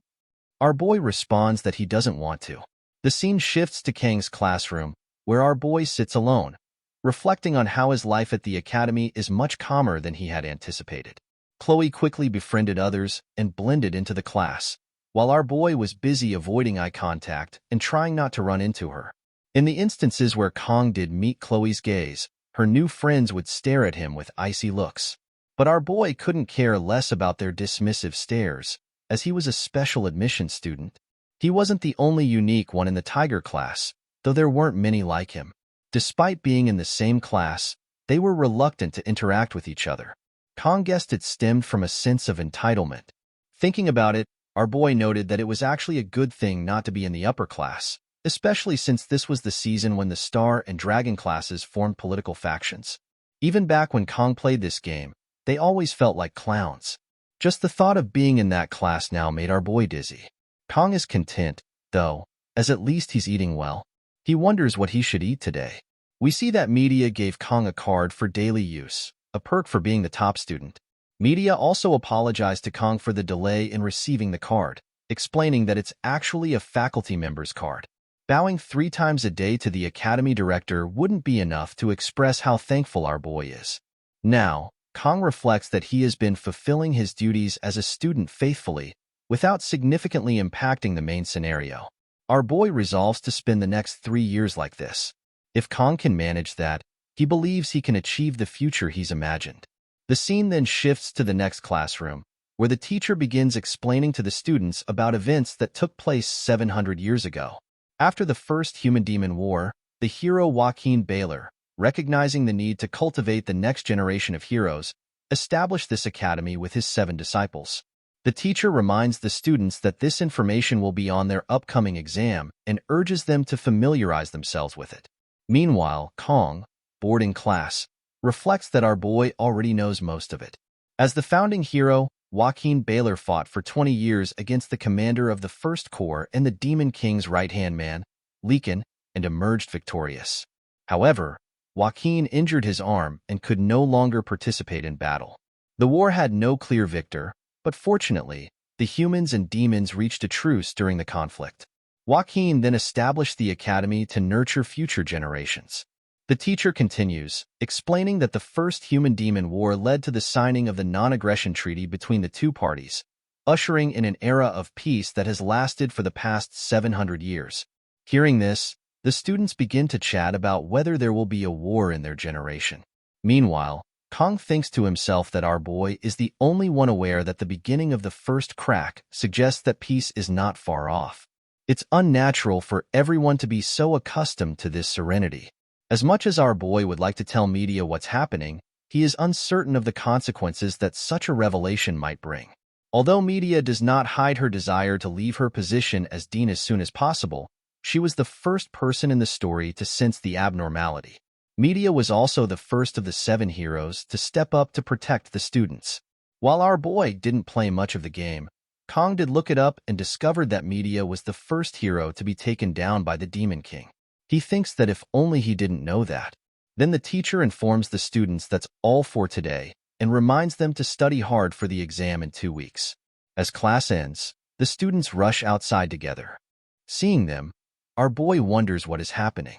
He then realizes it must be him, as today is the 5th of May. Kong goes outside as well, thinking that if his memory serves him correctly, today marks the enrollment of the world's main character, named Leon van Reinhardt, and the 700 years of peace will soon experience its first crack. Our boy finds Leon annoying, particularly because the women who will fall for him include Rachel Demura, niece of the Spear Saint, Saki Ryojo, daughter of the Bow Saint, and Abel von Nibelung, granddaughter of the Sword Emperor. Our boy thinks that even the members of the protagonist party are impressive. The protagonist of Blessing of Miracles, Leon van Reinhardt, will be one of the first drafted in 3 years. In reality, drafted is a nice way of putting it, as it is no different from forced conscription, and Kong refuses to go through that a second time. By the way, even Valor Hoakin was only able to seal the first Legion commander, which makes Kong wonder just how powerful the Demon King truly is. Our boy knows that this isn't some insane story where the protagonist loses. Just then, Leon looks at Kong and smiles, which surprises him. Kong reflects that Leon has the Blessing of Miracles, suggesting that the protagonist of the story will be able to handle things on his own. Our boy notices that Leon has a pretty trustworthy face and finds himself convinced without realizing it. The scene then shifts to the training hall, where Kong is practicing with a wooden sword. After a few swings, our boy realizes that deviating from the standard means the blessing doesn't manifest. He needs to possess a certain level of skill and swordsmanship. Just then, Chloe approaches our boy and asks if she made some kind of mistake. Surprised, Kong wonders when she arrived. He tells Chloe that nothing happened, to which she asks, "Really?" Our boy reassures her, as he intends to keep things peaceful and doesn't want to make unnecessary enemies. Chloe expresses her relief, saying that's a good thing. In his mind, our boy contemplates Chloe's true identity. She had been able to handle a sword even while unconscious, a sword filled with sorrow. The blade seemed to plead for help for some reason, yet it was still imbued with killing intent, making Chloe more dangerous than the Mao brothers. Chloe then asks Kong if it's okay with him for her to invite him to dinner that night, as she really wants to repay him. Of course, Chloe isn't as skilled in cooking as Kong. As he thinks about dinner, our boy recalls what happened last time. However, seeing the look on Chloe's face, he hesitates. Kong thinks it feels awkward to refuse, but if he accepts, he might find himself in trouble. Then he comes up with an idea and asks Chloe if it's a bit awkward to say, but instead of dinner, could he ask her for a favor? He explains that he couldn't think of anyone else but Chloe to rely on. Hearing this, Chloe becomes happy and asks what the favor is. Our boy states that he would like Chloe to teach him swordsmanship. Then the scene shifts to a few moments later, where our boy, while holding the wooden sword, he thinks that he needs a swordsmanship teacher anyway, and Chloe is frighteningly strong. Kong wonders if this is a good excuse, considering that since that day, the one thing he makes sure to watch before going to bed is how to survive a Yandra, which has proven helpful. Chloe, radiating her bright energy, approaches our boy and asks when he arrived, mentioning that she was waiting for him over there. Kong replies that he just got here, and then asks Chloe what about her. She responds that she also just arrived. Our boy inquires about the time, and Chloe tells him it was around 6:30. He reminds her that they agreed to meet at 8, and Chloe can't help but smile. Kong keeps staring at Chloe and looking at her outfit. Seeing this, Chloe asks our boy if something is wrong. He replies that it's nothing. In his mind, Kong reflects that he hadn't noticed when Chloe was in her uniform, but now he can see her defined abs and muscles. He understands why Chloe is so strong and finds her cute as well. Kong hands Chloe the wooden sword, and as she takes it, she remarks that she thought they would be using real swords. Surprised by this, our boy wonders if he heard her correctly. Who trains with real swords? This is not a battle. He tells Chloe that it's training, so they should use wooden swords to avoid injuries. Chloe states that Kong is really kind. As Chloe swings the wooden sword, Kong is stunned to see her aura power manifesting even through the wooden weapon. He wonders just how strong Chloe's aura is. As Kong grabs his wooden sword, he decides to be careful. Suddenly, a status window opens up, and our boy confirms whether he can use the wooden sword without activating the blessing. He sees that the sword's specifications are fine and that his physical growth is steady, but he wonders if the blessing is usually like this. While it's common for a blessing to upgrade with skill level, Kong wonders if it usually comes with additional effects, as he doesn't recall it being like this. He considers how much growth is needed to see this. Observing our boy standing there, Chloe asks if something is wrong. Kong apologizes to her, stating that it's nothing.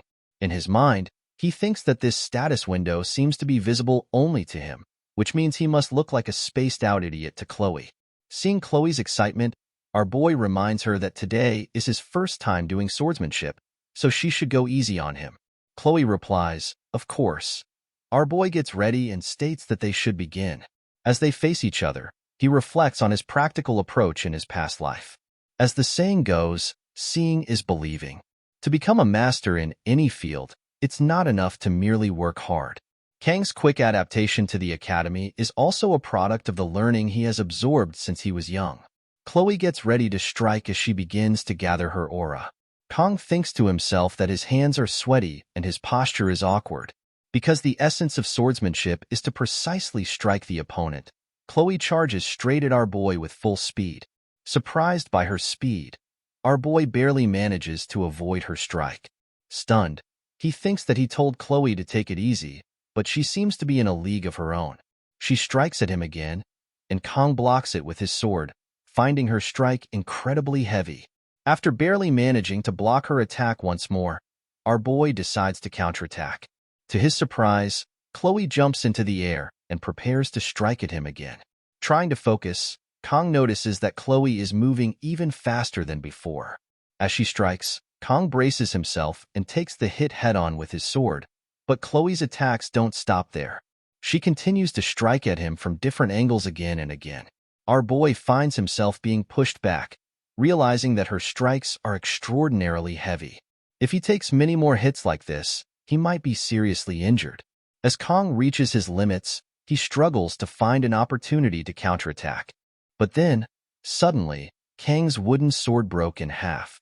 Seeing this, Chloe apologizes to him, explaining that she meant to go easy but ended up breaking the wooden sword. However, at that moment, it becomes clear that our boy's broken wooden sword has now met the conditions for the blessing of the sword god, and the blessing is activated. Our boy loses control and finds himself surrounded by a blue aura. Surprised, Chloe backs off, unable to understand what is happening. She asks Kong if he is all right, but he doesn't listen and charges at her with full force. Stunned, Chloe barely manages to block the strike, but our boy is now more powerful than before and pushes her back, causing her to crash into the wall. Stunned, Chloe thinks that Kong seems like a completely different person from just moments ago. Our boy, on the other hand, wastes no time and strikes at Chloe again, but she dodges the attack. He has completely lost control and is now under the influence of the blessing of the sword god. Seemingly injured, Chloe reflects that Kang's previous attack caught her off guard, making it hard for her to move now. She wonders what on earth has happened to him. Although Chloe doesn't understand what is going on, she realizes she needs to stop the match for now. She tells our boy to stop, but he charges at her with incredible speed. Seeing Kong approach, Chloe thinks that she can't avoid this strike. She tells our boy to get a hold of himself, but just as he is about to strike at Chloe, she shouts his name. The scene shifts to Kong, who seems to be somewhere in the kitchen, where he hears Chloe's voice calling for him. We then return to the training ground, where Kong has thrown his sword into the wall, missing Chloe. Chloe tells our boy that it's her, and he smiles at her, apologizing and stating that they should stop for today. Seeing that Kong is back to normal, Chloe asks if he is all right. Our boy thanks Chloe for helping him with his practice and mentions that he will head in first. As our boy leaves the training ground, the scene shifts to later that night, where Chloe is walking to her dorm. She reflects that ever since the class assignment test, Kang's skills are not just raw strength but carry an eerie feeling. It's not only his skill but also his raw instinct.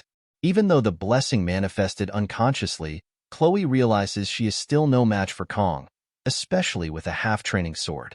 She knew he was strong but never expected him to be this powerful. At that moment, someone with a mask covering his face tells Chloe that she seems to be enjoying herself. Chloe's expression turns serious upon seeing the masked man. The masked man's name is Nox Auditor, a second-year student.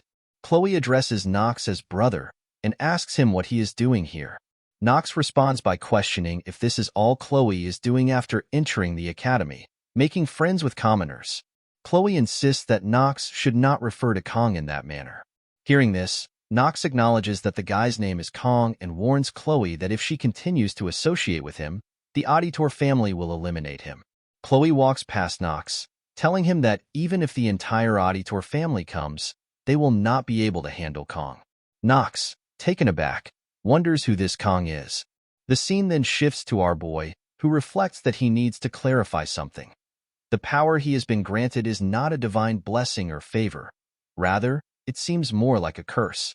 To avoid relying on the blessing of the sword god, our boy sets out to find new equipment, but that power seems to mock his efforts, following him and taking control of his body.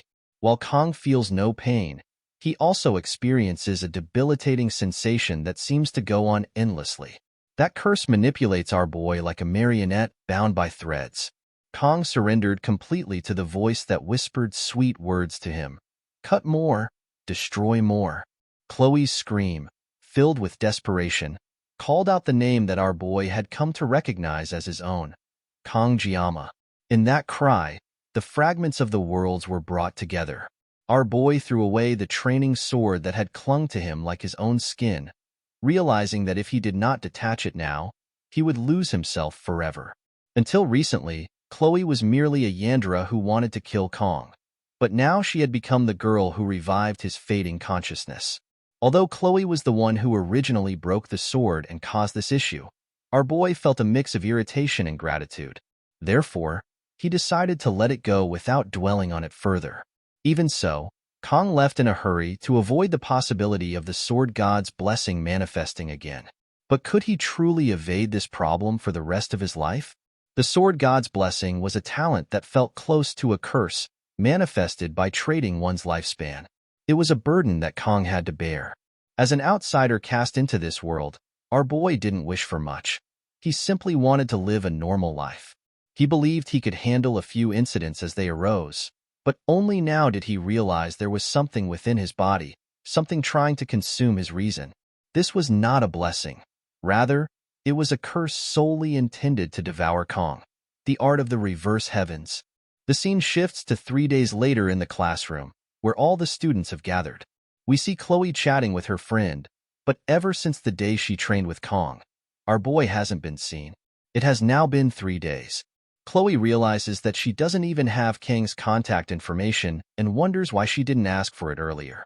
She had gone to his dorm room and even knocked on the door, but all she could hear were groans of pain. Chloe wanted to break in but was afraid Kong would resent her for it, so she turned away. Chloe reflects on how she enjoys watching Kong when he's deep in thought, resting his chin on his hand during class. She's lost count of how many times she's glanced at him every morning. Afraid that Kong might think she's weird, Chloe is always careful when she talks to him. Initially, she thought she had fallen for Kong because he saved her life, but maybe that was just an excuse. She truly misses him. The scene then shifts to the next day in the classroom, where Teacher Lee instructs everyone to keep quiet. Since the weather forecast predicted rain today, the training has been replaced with self-study. However, in his mind, Instructor Lee thinks once again that Kong Jiama hasn't shown up. Lee assumes Kong must have his reasons, and he trusts our boy, believing that trusting and waiting is the true duty of an educator. Lee then instructs the students to begin their self-study. At that moment, a student enters the class late, and Lee goes to see who it is. He is shocked to see that it's our boy, Kong. As Kong walks down the stairs to his seat, Chloe, too, is surprised to see him. With a serious expression, Kong apologizes to Instructor Lee for his tardiness. Still surprised, Lee responds that it's fine and tells Kong to take his seat. Seeing Kong, the students in the class begin to talk and murmur, wondering if he has always looked like that. Some remark that Kong has become more handsome than before. The scene then shifts to after class, where the students are heading to the cafeteria. Chloe approaches Kong and asks him if something happened. Kong replies that nothing is wrong. Chloe then tells our boy that he has been absent for a few days, so she thought something might be wrong, and asks if it's because of the battle training. Kong remains silent for a moment, then, with a smile, informs Chloe that he had a severe fever over the past few days and thanks her for worrying about him. Chloe says she's glad to hear that, but she still doesn't seem entirely convinced. Seeing her doubt, Kong thinks it's only natural for her to be suspicious. Over the past few days, our boy has been tormented to the point where his mental state nearly collapsed, as if going through severe withdrawal. He couldn't eat and locked himself in his room, burying himself in bed, praying for the pain to stop. It was the price of using a damaged weapon. The pain was worse than anything our boy had ever experienced. But that wasn't the only strange thing. The face Kong saw in the mirror had the same bone structure, but his expression had become colder, and even parts of his hair had turned white. Our boy realizes that the changes he's experiencing are the penalty of the divine power, the blessing of the sword god. In the present, Kong thinks that Chloe seems to feel guilty, which is understandable since she was the last person he fought and met. Kong knows he needs to explain everything to her. Kong then suggests to Chloe that they have dinner together, as he promised, tonight. Chloe is both surprised and happy to hear this. However, Kong adds that this time, our boy wants to eat Chloe's cooking. Chloe happily agrees, saying, "Of course," and promises to do her best, excitedly mentioning that she can't wait. Seeing her enthusiasm, Kong thinks Chloe is really looking forward to the dinner. Chloe then tells Kong she will cook whatever he wants and asks what he'd like to eat. Kong replies that he hasn't had fish in a while and recalls that the last time he had fish was at Chloe's dorm. However, he couldn't eat it because it was too expensive. At that moment, our boy senses something behind him. He looks around to see what he was sensing, and it turns out to be Chloe's brother, Knox. Chloe is shocked to see Knox there. Noticing her reaction, Kong asks if she knows him, but Chloe remains silent. Our boy then walks straight toward Knox. As they come face to face, Kong asks Knox if he has something to say and tells him to speak up instead of just staring. Kong also warns him not to keep glaring at him, but Knox continues to stare, his eyes filled with a strange aura. Chloe intervenes, telling Kong that he doesn't need to pay attention to Knox, though our boy is puzzled by the look in Chloe's brother's eyes. She then calls Knox brother, and Chloe states that she specifically told Knox not to come and asks him why he has shown up. Hearing this, Kong realizes that Knox is Chloe's brother. He notices that, though Chloe's voice is sharp, it's trembling, which means she must be scared. Knox responds by telling Chloe that Kong doesn't seem strong and questions whether she's sure she wants to be with someone like him, even if it means breaking the Auditoria family's rules. Frustrated, Chloe replies that whether it's about the Auditoria or anything else, it's no longer her concern. Knox replies that once someone is born into the Auditoria family, they are bound to it forever. Meanwhile, Kong thinks that younger sister is speaking as she is a rebel. On the other hand, older brother is speaking as he is in a historical drama. Knox then tells Chloe to leave this poor man and return to the Auditoria. Frustrated, Chloe shouts, telling Knox not to dare call Kong that. Shocked, Kong thinks Chloe should lower her killing intent, thankful that all the students have already gone to eat. Kong begins to understand the situation, as he remembers everything now. The Auditoria is an organization of shadows, specializing in infiltration and assassination. They appear later in the game, and though people say that, on the battlefield, the Auditoria members are not as powerful as other hero families, when it comes to stealth attacks, they are unmatched. From a young age, their children undergo intense training, raised to become instruments of killing. It's said that every member of the Auditoria family is incredibly strong. Now, Kong realizes that Chloe comes from the Auditoria family. Looking at Knox, our boy recognizes the face of someone accustomed to killing. Now, Kong thinks it all makes sense. The Auditoria family likely eliminates anyone who threatens their order to maintain control. Our boy also considers that, even here, he wouldn't hesitate to kill if necessary, and he could probably justify it. Kong then looks at Chloe, who is trembling. He thinks that all Chloe wants is to live a normal life, but like his own connection to the blessing of the sword god, Chloe was born into a family of killers, a place that won't allow her to live a peaceful life. A life where she constantly has to kill, like a machine. It must be unbearable. Kong reflects that he is not a hero. Our boy can't be and doesn't want to be. But even though Kong can't save the world, he can at least help change one girl's life. Kong tells Chloe not to worry, assuring her that he will talk to Knox.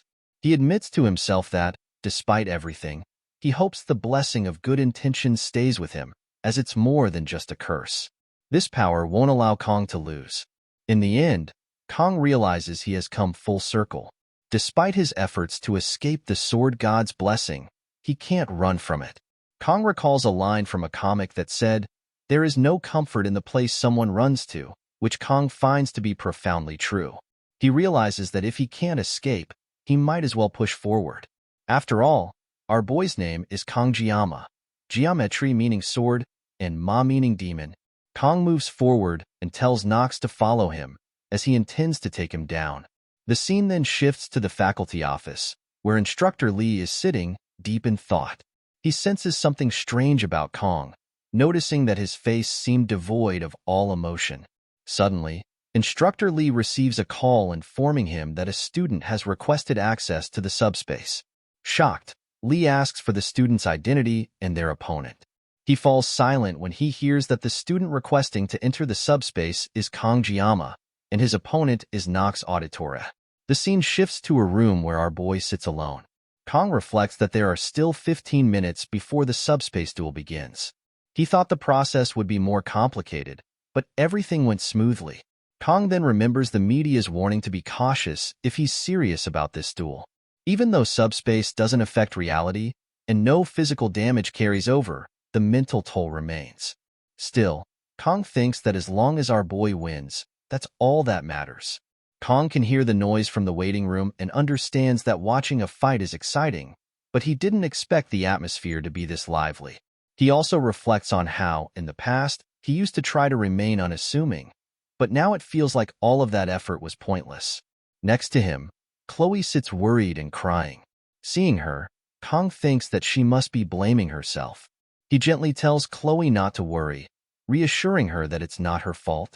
Chloe even lent Kong her weapon, so she shouldn't be concerned. Everything will be fine. Despite his words, Chloe still looks worried. Chloe tells Kong that her brother is strong, to which our boy replies that she is strong as well. Chloe then explains that her brother, Nox, is a genius with unparalleled talent in the history of the Auditora family. When it comes to throwing weapons, Nox is the best, and by the age of 14, he was already known as the greatest master of night techniques. Hearing this, Kong wonders who came up with such a title, Greatest Master of Night Techniques. Our boy realizes that it has always been this way. No matter how hard he tries to avoid it, in the end, he has no choice but to face this decision. Kong then recalls his master from his previous life, who told him he was destined to wield a blade for the rest of his days. Kong reflects that even his master wouldn't have expected that in Kang's second life, he would still be using a sashimi knife like this. Just then, an announcement calls for the selected student to enter the training arena. Kong simply states that he's heading out. Before leaving, Kong tells Chloe that there are many geniuses in this world, but in the end, our boy will be the one to win this duel. As Kong steps into the arena, the crowd starts cheering loudly, expressing their belief in the special student and encouraging Kong to give everything he has in the duel. The students have been waiting for a fight like this for a long time. Kong, on the other hand, feels like a Roman gladiator, as he didn't expect such a large crowd. He notices that several star-class students are present, including Abel, Leon, and others. Kong wonders if they don't have anything better to do, as their presence only adds unnecessary pressure. Meanwhile, Nox appears frustrated. Emitting his aura, he states that Kong doesn't understand what he's getting into. To Nox, it seems our boy can't tell the difference between bravery and arrogance. Nox then asks Kong how he dares to challenge him with such a pitiful weapon. In contrast, Kong senses that Nox's killing intent is off the charts and wonders if Nox has truly lost his mind. Kong tells Nox that a true monster doesn't care about weapons, which only angers Nox further. Emitting the full scale of his aura, Nox declares that he will teach our boy a lesson. Kong notices that Nox is wielding 2 S-rank weapons, and on top of that, he is using one of his top-tier blessings to conceal this world, the Blessing of the Crow. Now, our boy can feel Nox's true killing intent, and Kong acknowledges that he is serious as well. Kong also possesses 2 weapons, his sashimi knife and the one Chloe gave him. As they face each other, the duel begins, and they enter the subspace. Both of them charge at each other with full force. Kong manifests the Painlessness Blessing and the Sword God's Blessing as well. Outside the subspace, the students watching the match are surprised, as they cannot see Nox and our boy attacking at all, assuming this was merely a battle between 2 weak students. However, Kong and Nox are striking at each other with incredible speed, moving so quickly that only their auras can be seen. We return to the audience, where Rachel is sitting with Abel, stating that this fight is becoming interesting. Abel, surprised to see that the weak-looking kid she met at the park can fight like this, watches intently. Back to the duel, both Nox and Kong appear to be evenly matched. However, as Nox sees an opening, he uses his special technique to strike at our boy. To Nox's surprise, Kong is able to dodge the attack. Undeterred, Nox employs another technique called Three-Legged Crow, closing the distance between himself and Kong in an instant. Our boy is taken aback by this display. Kong finds himself surrounded by Nox's aura technique, and with a smirk, Nox declares that this duel is over. Yet, Kong takes a stance and in an instant, dodges Nox's technique. Nox is astonished to see that Kong has evaded this move as well. The scene shifts to the audience, where one student remarks that although he can see glimpses of the fight, the second-year student is clearly superior, as the first-year student is preoccupied with dodging. Another student replies that while the second-year student seems impressive, they cannot underestimate a year of battle experience. On the other hand, Abel thinks to herself that anyone watching this duel carefully can tell the truth. The second year is attacking fiercely, but the first year is easily dodging every strike, seemingly refusing to fight back. We return to the duel, where Nox finally realizes that what Chloe said is true. Kong is not an ordinary student. Even after using the blessing of the crow to take down Kong, Nox finds that our boy continues to dodge the attacks effortlessly. Focused on speed, Nox acknowledges that he must be even more cautious, especially since he can execute a wide-range attack in a single strike. The more Nox observes Kong, the more frustrated he becomes, particularly because our boy is accomplishing all of this with a kitchen knife. At that moment, Kong drops his sashimi knife, surprising Nox, who wonders what Kong is planning. Our boy then takes a stance, pointing the kitchen sword that Chloe gave him toward Nox. Seeing this, Nox becomes filled with anger, thinking that Kong is trying to mock him with that ridiculous stance. A commoner cannot dare to mock Nox like this. He begins to gather his aura, and wings start to appear as the surroundings become enveloped in Nox's aura.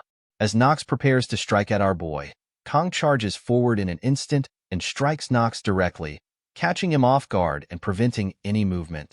Kong remembers the need to follow the rules without attracting attention. This feeling is like a curse that continually chases him and controls his body. Now, he realizes he cannot escape the power of the blessing of the sword god. Nonetheless, Kong is determined to cut it down. We see that Kong has severely injured Nox's right arm, rendering him unable to move. The audience, including Leon, is stunned by this turn of events. Kong states that whether the power he possesses is a blessing or a curse, he will use it, and with that, he bids farewell to his peaceful future. The whole arena is filled with smoke as the subspace barrier has been turned off, and the students in the audience are shocked by what they have just witnessed. In the arena, Nox is on his knees, while our boy stands confidently, unsheathing his sword. Abel and Rachel can't believe what they have just seen. The announcer then declares the duel has come to an end, and the students begin murmuring among themselves about the match. Kong wonders if he should have expected such a reaction, but realizes there's no turning back now. After all, our boy achieved this with just a kitchen knife, and it was Kang's first time facing an opponent as well. He starts to feel uneasy, though he finds some consolation in the fact that both the Mao brothers and Nox were inside the subspace during the fight. Kong is impressed by the subspace's specifications. On the other hand, Nox can't believe he lost the duel. Now, he understands that Kong is just as strong as Chloe had described. From Nox's perspective, Kong possesses incredible battle sense, honed through experience. However, Kong reflects that anyone could have sensed Nox through his intense killing intent, which ultimately worked to Kang's advantage. The duel's results are displayed on the screen, and the announcer declares the winner. The freshman from Tiger Class, Kong. The duel ended in just 25 seconds. The students are stunned to see that a first-year special admission student defeated a senior so easily. Kong, realizing the impact of his victory, thinks to himself that there's no turning back now from the peaceful life he once imagined. This is the path our boy has chosen, and Kong resolves to endure it with sheer will and determination. The scene shifts to the following day, where students are still buzzing about the duel. They've learned that the senior whom the special admission student faced was from the auditor family. Yet even someone that powerful was taken down by freshman Kong. Meanwhile, Abel sits alone, lost in thought, contemplating our boy. She reflects that Kong Jiama is always on her mind, as he's the only person everyone in the academy seems to be talking about. Yesterday's duel was shocking for Abel, to say the least. She couldn't believe what she had witnessed. Kong displayed remarkable swordsmanship, using only 2 kitchen knives. Abel had always taken pride in her knowledge of swords, being the daughter of a swordmaster, but now she finds herself feeling hopelessly naive. She never imagined someone could be that skilled with such ordinary blades.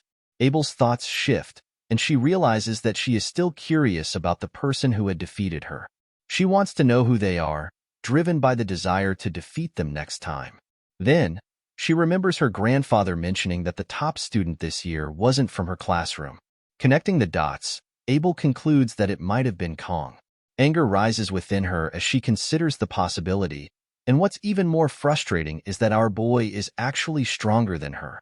Abel begins to wonder what Kong was thinking when she had called our boy weak and proudly told him about her family motto. Frustrated, she stands up abruptly, slamming her hands on the table. Hearing the noise, Rachel wakes up and asks Abel what's going on. Abel quickly calms down and apologizes, assuring her that it's nothing. Rachel, unconvinced, asks if Abel is sure. Abel explains that she hasn't been able to train recently, so she's feeling a bit sluggish.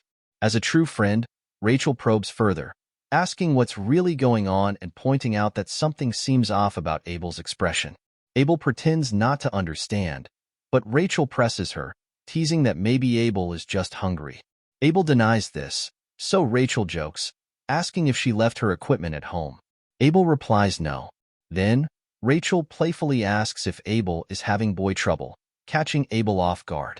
Abel blushes, shocked by the question. Seeing her reaction, Rachel laughs, commenting that she didn't think Lady Abel would be interested in romance. Abel, still blushing, insists that's not the case. Rachel then playfully asks about the lucky boy Abel seems to be thinking about, suggesting it might be Leon. With a straight face, Abel replies no. Rachel, noticing Abel's unusual response, finds it odd that she's still apprehensive about Leon. Then Rachel asks if it could be that special student from yesterday. Abel's expression quickly changes, and seeing this, Rachel feels proud of her intuition. She grabs Abel's hand and says, "Let's go." Abel asks where they are headed, and Rachel replies, "To the Tiger class, of course." The scene shifts to the Tiger class, where Rachel confidently enters. All the Tiger class students are shocked to see them. As they walk forward, Abel tells Rachel they should go back, but Rachel reassures her not to worry. At that moment, Rachel climbs onto a desk to look for our boy. A Tiger class student approaches and warns Rachel that, regardless of her status, she shouldn't be standing on the desk. That's going too far. But Rachel ignores him and continues scanning the room until she finally spots our boy sitting with Chloe. Seeing Chloe, Rachel briefly wonders if she's our boy's girlfriend, but quickly dismisses the thought, thinking that this only makes things more fun. Chloe, who had been smiling, suddenly has her expression change when Rachel approaches Kong and blows in his ear. Both Chloe and Abel are stunned by Rachel's boldness. Our boy wakes up groggily and doesn't immediately understand what's going on. As he looks at Rachel, she apologizes for waking him up and asks, "Your name is Kong, right?" Rachel admits she didn't know who our boy was before what happened yesterday in the subspace. In his mind, our boy is surprised to see Rachel and wonders what she's doing here. As Rachel reaches out to touch Kong, Chloe, filled with anger and slipping into her Yandra mode, demands to know Rachel's identity and what she's trying to do. Rachel is caught off guard by Chloe's sudden change in demeanor. Meanwhile, Kong is shocked, thinking that this must be the danger his instincts had been warning him about. Chloe's personality has completely flipped, and Kong grows even more concerned when he notices that Chloe now has a box cutter in her hand. Frustrated, Kong thinks about the possibility of a fight breaking out in the classroom, realizing this is a situation he's never encountered in the game before. He can't figure out why things are spiraling out of control so suddenly. At that moment, Abel steps in, trying to stop Rachel and asking her what she's trying to do, reminding her that this isn't their classroom. With a smile, Rachel says, "What's the matter, Abel? Can't I say hello?" She then walks over to Chloe, patting her on the head and saying, "You shouldn't interrupt when the adults are talking, and it's not safe to play with sharp objects either." Chloe, filled with anger, looks like she's getting ready to strike. As Rachel turns to speak with our boy, Chloe sees an opening and lunges at Rachel with the box cutter. Kong and Abel are stunned, but Rachel effortlessly blocks Chloe's attack by grabbing her hand. "You're slow," Rachel says calmly. "I thought you were just a kid, but it seems you've got quite a short fuse." Abel steps in, urging Rachel to stop making a scene, but Rachel doesn't listen. She pushes Chloe away as if she were nothing, though Chloe manages to regain her balance and land perfectly on her feet. The students in the class are shocked by the exchange, while our boy just wants to leave. Rachel, a high-class student and the niece of the Spear Saint, lives by the clan's motto. Skills are useless in the face of overwhelming strength. Rachel then asks Kong if Chloe is his girlfriend. Kong quickly replies, no, but he can feel Chloe staring at him intensely. Despite the tension, our boy tells Rachel that Chloe is just his friend. In his mind, Kong wonders what kind of situation he's gotten into. As he looks around, he notices that Abel is there too, something he didn't realize at first because he was so frazzled. Kong, still trying to make sense of everything, asks, why did you and Abel come looking for me? Rachel, with a teasing grin, replies, well, it seems like Abel was interested in you and wanted to see your face. Flustered, Abel immediately denies it. When did I ever say that? She exclaims. Rachel responds with a playful smirk. Isn't that why you came here? Abel quickly corrects her. You're the one who practically dragged me here. Rachel shrugs. I just thought you wanted to see Kong. That's why you followed me. Abel, clearly embarrassed, retorts, that's not true. Meanwhile, the students in the class start whispering among themselves, wondering what's going on and why Abel and Rachel are arguing. Abel, now shyly and with a hint of frustration, says, I think there's been a misunderstanding. I didn't ask to come here to see Kong. Hearing this, our boy thinks to himself that Abel should just leave. He then states, if Abel and Rachel don't have anything else to do, then they should just go. Both Rachel and Abel are surprised by his bluntness. Rachel moves closer to Kong and says, you're really an interesting guy, and I like guys like you. Our boy replies, that's a relief to hear, but I'm far from interesting. Rachel playfully responds, don't be like that. How about we meet up after class and spend some time together? Angered, Chloe suddenly shouts, get away from my Kong right now. Hearing this, Rachel starts laughing, but Abel, equally frustrated, begins to emit a powerful aura. Sensing Abel's rising anger, Rachel smirks and says to Kong, it was fun meeting you. I'll see you later. Kong, trying to put an end to it, tells Rachel, don't come back. Rachel waves him off with a grin and replies, don't be so cold. As Abel and Rachel leave, Rachel lovingly says her goodbye to Kong, which only frustrates Chloe even more. Meanwhile, our boy just wishes he never has to see Rachel again. As Rachel leaves, Abel can't help but glance back at Kong before exiting. The scene then shifts to the corridor outside, where Rachel reflects to herself. It's one thing to have a cold attitude, but seeing Kong face to face, there was something there, she thinks. Kang's gaze had been unsettling, and Rachel realizes that he far exceeded her expectations. Kong is definitely a step above all the students I've seen since the school started, she muses. Initially, Rachel had gone to the Tiger class just to tease, but now she believes she might have gained something unexpected. My clan pulls no stops when it comes to recognizing only the most outstanding warriors, she thinks. In that sense, Kong might be a valuable resource. It's only natural that he's caught the eye of the invincible Empress, she concludes with a cheerful smile. Rachel then turns to Abel and apologizes. Confused, Abel tells her, you should apologize to the Tiger class students for causing that ruckus, not me. But Rachel replies, it's not about that. It's about Kong Jiama. She then adds, and I'm not going to yield. Abel is shocked to hear this, realizing that Rachel might be more serious about Kong than she had thought. The scene shifts to Knox, who is in the hospital recovering from his injuries. Anger courses through him as he contemplates killing Kong, having lived his entire life without experiencing defeat. As the genius of the Auditor family, Knox thinks to himself about taking care of Kong at night. The mere thought of Kong only fuels his rage, prompting him to rush toward his room. Knox intends to mobilize the entirety of the Auditor family with the authority of the entire clan. He believes he can deal with Kong easily. After handling Kong, he is confident that Chloe will return to the Auditor family as well, given that her potential is on par with, if not greater than, his own. Now is the time to strike, Knox thinks, envisioning the power of the House of Order combined with the pinnacle of his Nightfall techniques. He is determined to show Kong exactly what he is capable of. However, as Knox opens the door to his room, he is stunned to see our boy already sitting there, casually eating an apple. Seeing Nox, our boy states, "You're finally here." The scene shifts to the classroom where, frustrated, Chloe sits alone after seeing Kong talking with other girls. Observing her expression, Kong senses that Chloe seems upset, but he recalls that Chloe was the one who had the box cutter earlier. Meanwhile, Chloe, visibly angered, wonders about Kang's relationship with those girls and if he might have feelings for any of them. Suddenly, Kong calls out to Chloe, surprising her and prompting her to brighten up with a sweet smile. She asks if he needs anything. Noticing the box cutter still in her hand, Kong thinks she should probably put it away first. Getting to the point, Kong asks Chloe how Nox is doing. Caught off guard, Chloe pauses before informing him that Nox is currently in the Academy's medical ward. Kong remarks that it's unusual for someone to get injured in the subspace.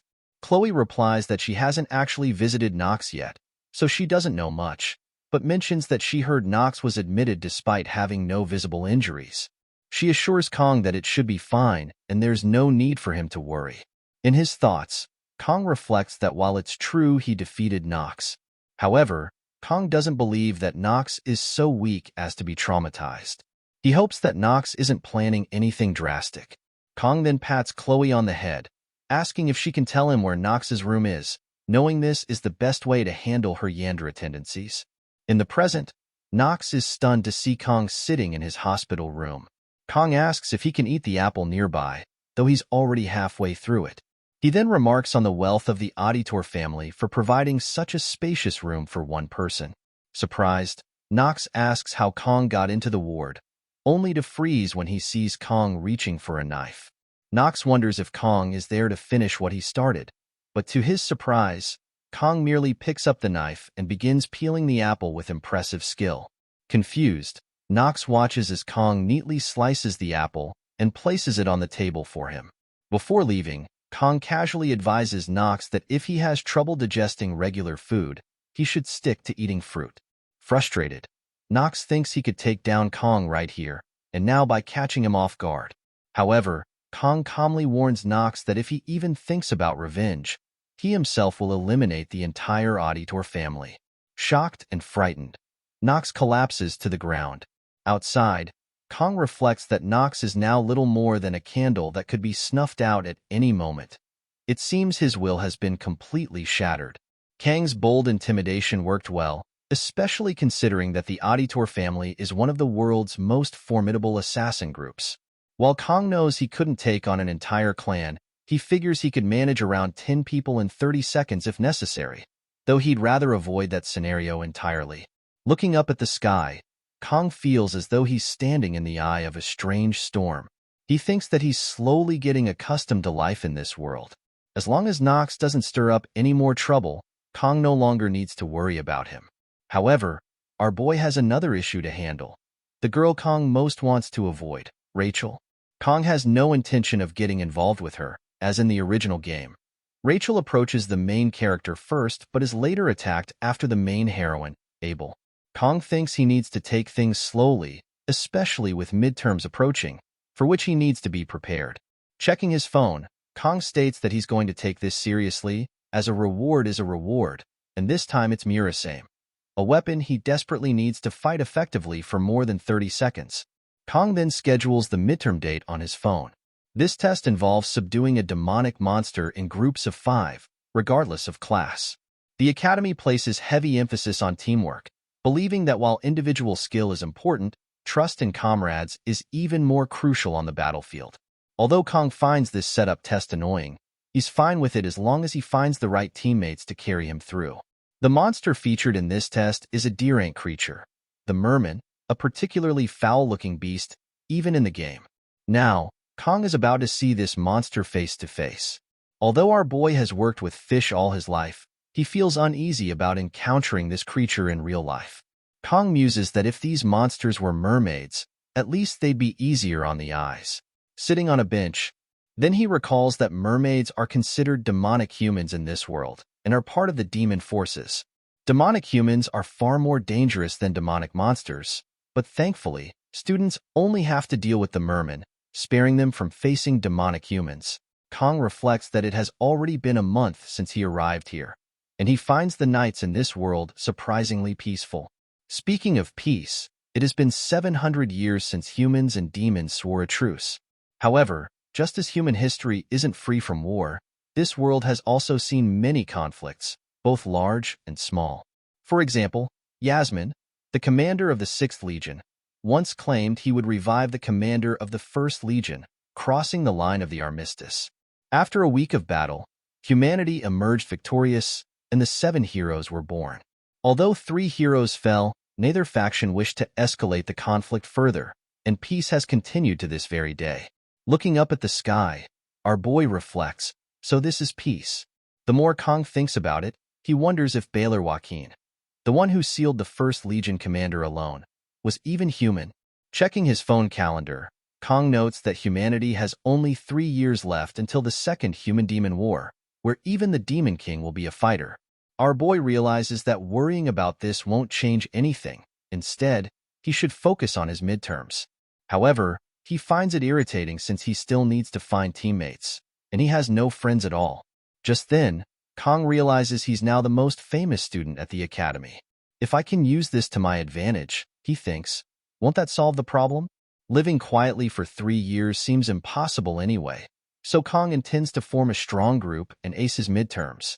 Kong shifts his goals from living comfortably and quietly to living comfortably, even if it means not staying under the radar. A week later, in the classroom, the instructor asks the students to form groups for their exam, but to Kang's surprise, not a single student invites him to join their group. Kong thinks this is bad. He wonders if the other students are still afraid of him after the duel. Looking back, Kong notices Chloe is also alone. He realizes she's in a similar position, having been regarded as an outsider since that incident. Approaching her, Kong asks if she hasn't found any cadets to partner with.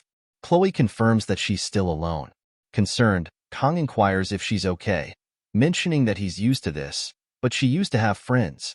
Chloe assures him that she's fine, thinking to herself that as long as she's with Kong, she'll be okay. Kong then suggests that, in that case, she can partner up with him, though he still needs to find 3 more people. Smiling, Chloe agrees with him. In his mind, our boy thinks that Chloe's capabilities are nothing to underestimate. The goal of the test is to capture as many mermen as possible within the 1-hour time limit, and given that Kong only has about 30 seconds, Chloe is like 1,000 soldiers to him. Smiling, Chloe says she's excited, and Kong notes that she seems genuinely happy. Suddenly, to Kang's shock, Rachel comes running in, telling him, "Let's play." Frustrated, Kong asks Rachel why she's here again. Rachel replies that she just told him. Meanwhile, Chloe's expression shifts as she goes into Yandere mode, ready to confront Rachel. Kong quickly realizes he can't let this situation spiral out of control. He tells Rachel to leave, just for today, as he has other things to take care of. Rachel responds, asking why her Kong is being so cold to her, to which Kong firmly tells her to stop calling him her Kong and to leave the classroom. Ignoring him, Rachel then asks if Kong has a group for the test. In his mind, Kong sighs, thinking that Rachel never listens to what people tell her. Frustrated, he replies that he hasn't found a group yet. Excited by this, Rachel invites Kong to join her group. Frustrated, Kong asks Rachel why she chose him as her partner, noting that there would have been a long line of students eager to team up with her if she'd asked for someone else. Rachel responds, explaining that those students aren't fun, while Kong, on the other hand, seems like he'd make the test enjoyable. Kong then tells Rachel that he's already teamed up with Chloe, but Rachel assures him that it's fine. Her group has 2 open spots. Hearing this, Kong thinks to himself that, beyond the reward, Rachel must not realize that teaming up with him could risk her grades. He recalls the saying, "Hate the game, not the player." Looking over at Chloe's expression, Kong finally tells Rachel they'll join her team. Rachel then playfully warns him that he can't back out now. Kong, curious, asks about the other group members, and Rachel surprises him by asking if he knows Leon, mentioning that Leon is super famous. Kong is genuinely stunned, wondering what kind of misdeeds he must have committed in a past life to end up entangled with the game's heroines. Our boy can't quite grasp how this situation came about. Even though Kong might stand out and occasionally cross paths with key people, it usually doesn't lead anywhere. But Leon Van Reinhardt is a different matter entirely. He's the main character of the game. Our boy realizes he has no idea how things will turn out from here, but it seems certain Kong will somehow be to blame. He even tried to see if Kong could switch groups, but Rachel had already submitted his name on the application before she even approached him, leaving no room for adjustment. Frustrated by the thought, Kang's irritation rises. Just then, Chloe approaches Kong in her intense, almost Yandere mode. She asks if something is wrong, noticing that he hasn't looked well since Rachel left. Kong, surprised by Chloe's attention, explains that he's just a bit overwhelmed by the prospect of taking the exam with the Star Class cadets. Chloe reassures him confidently, saying that no one in the Star Class is stronger than Kong.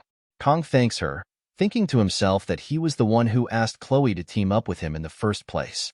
There's no way Kong can leave without Chloe in good conscience, and as he thinks about it, our boy realizes he couldn't ask for better people to take the test with. Deciding to stay optimistic, Kong asks Chloe when and where the group meeting is. Chloe responds that Rachel mentioned meeting at the cafe in the main building at 6. Noting the time, Kong suggests they head over, and Chloe happily agrees. The scene shifts to the cafe, where Chloe is cheerfully enjoying her smoothie.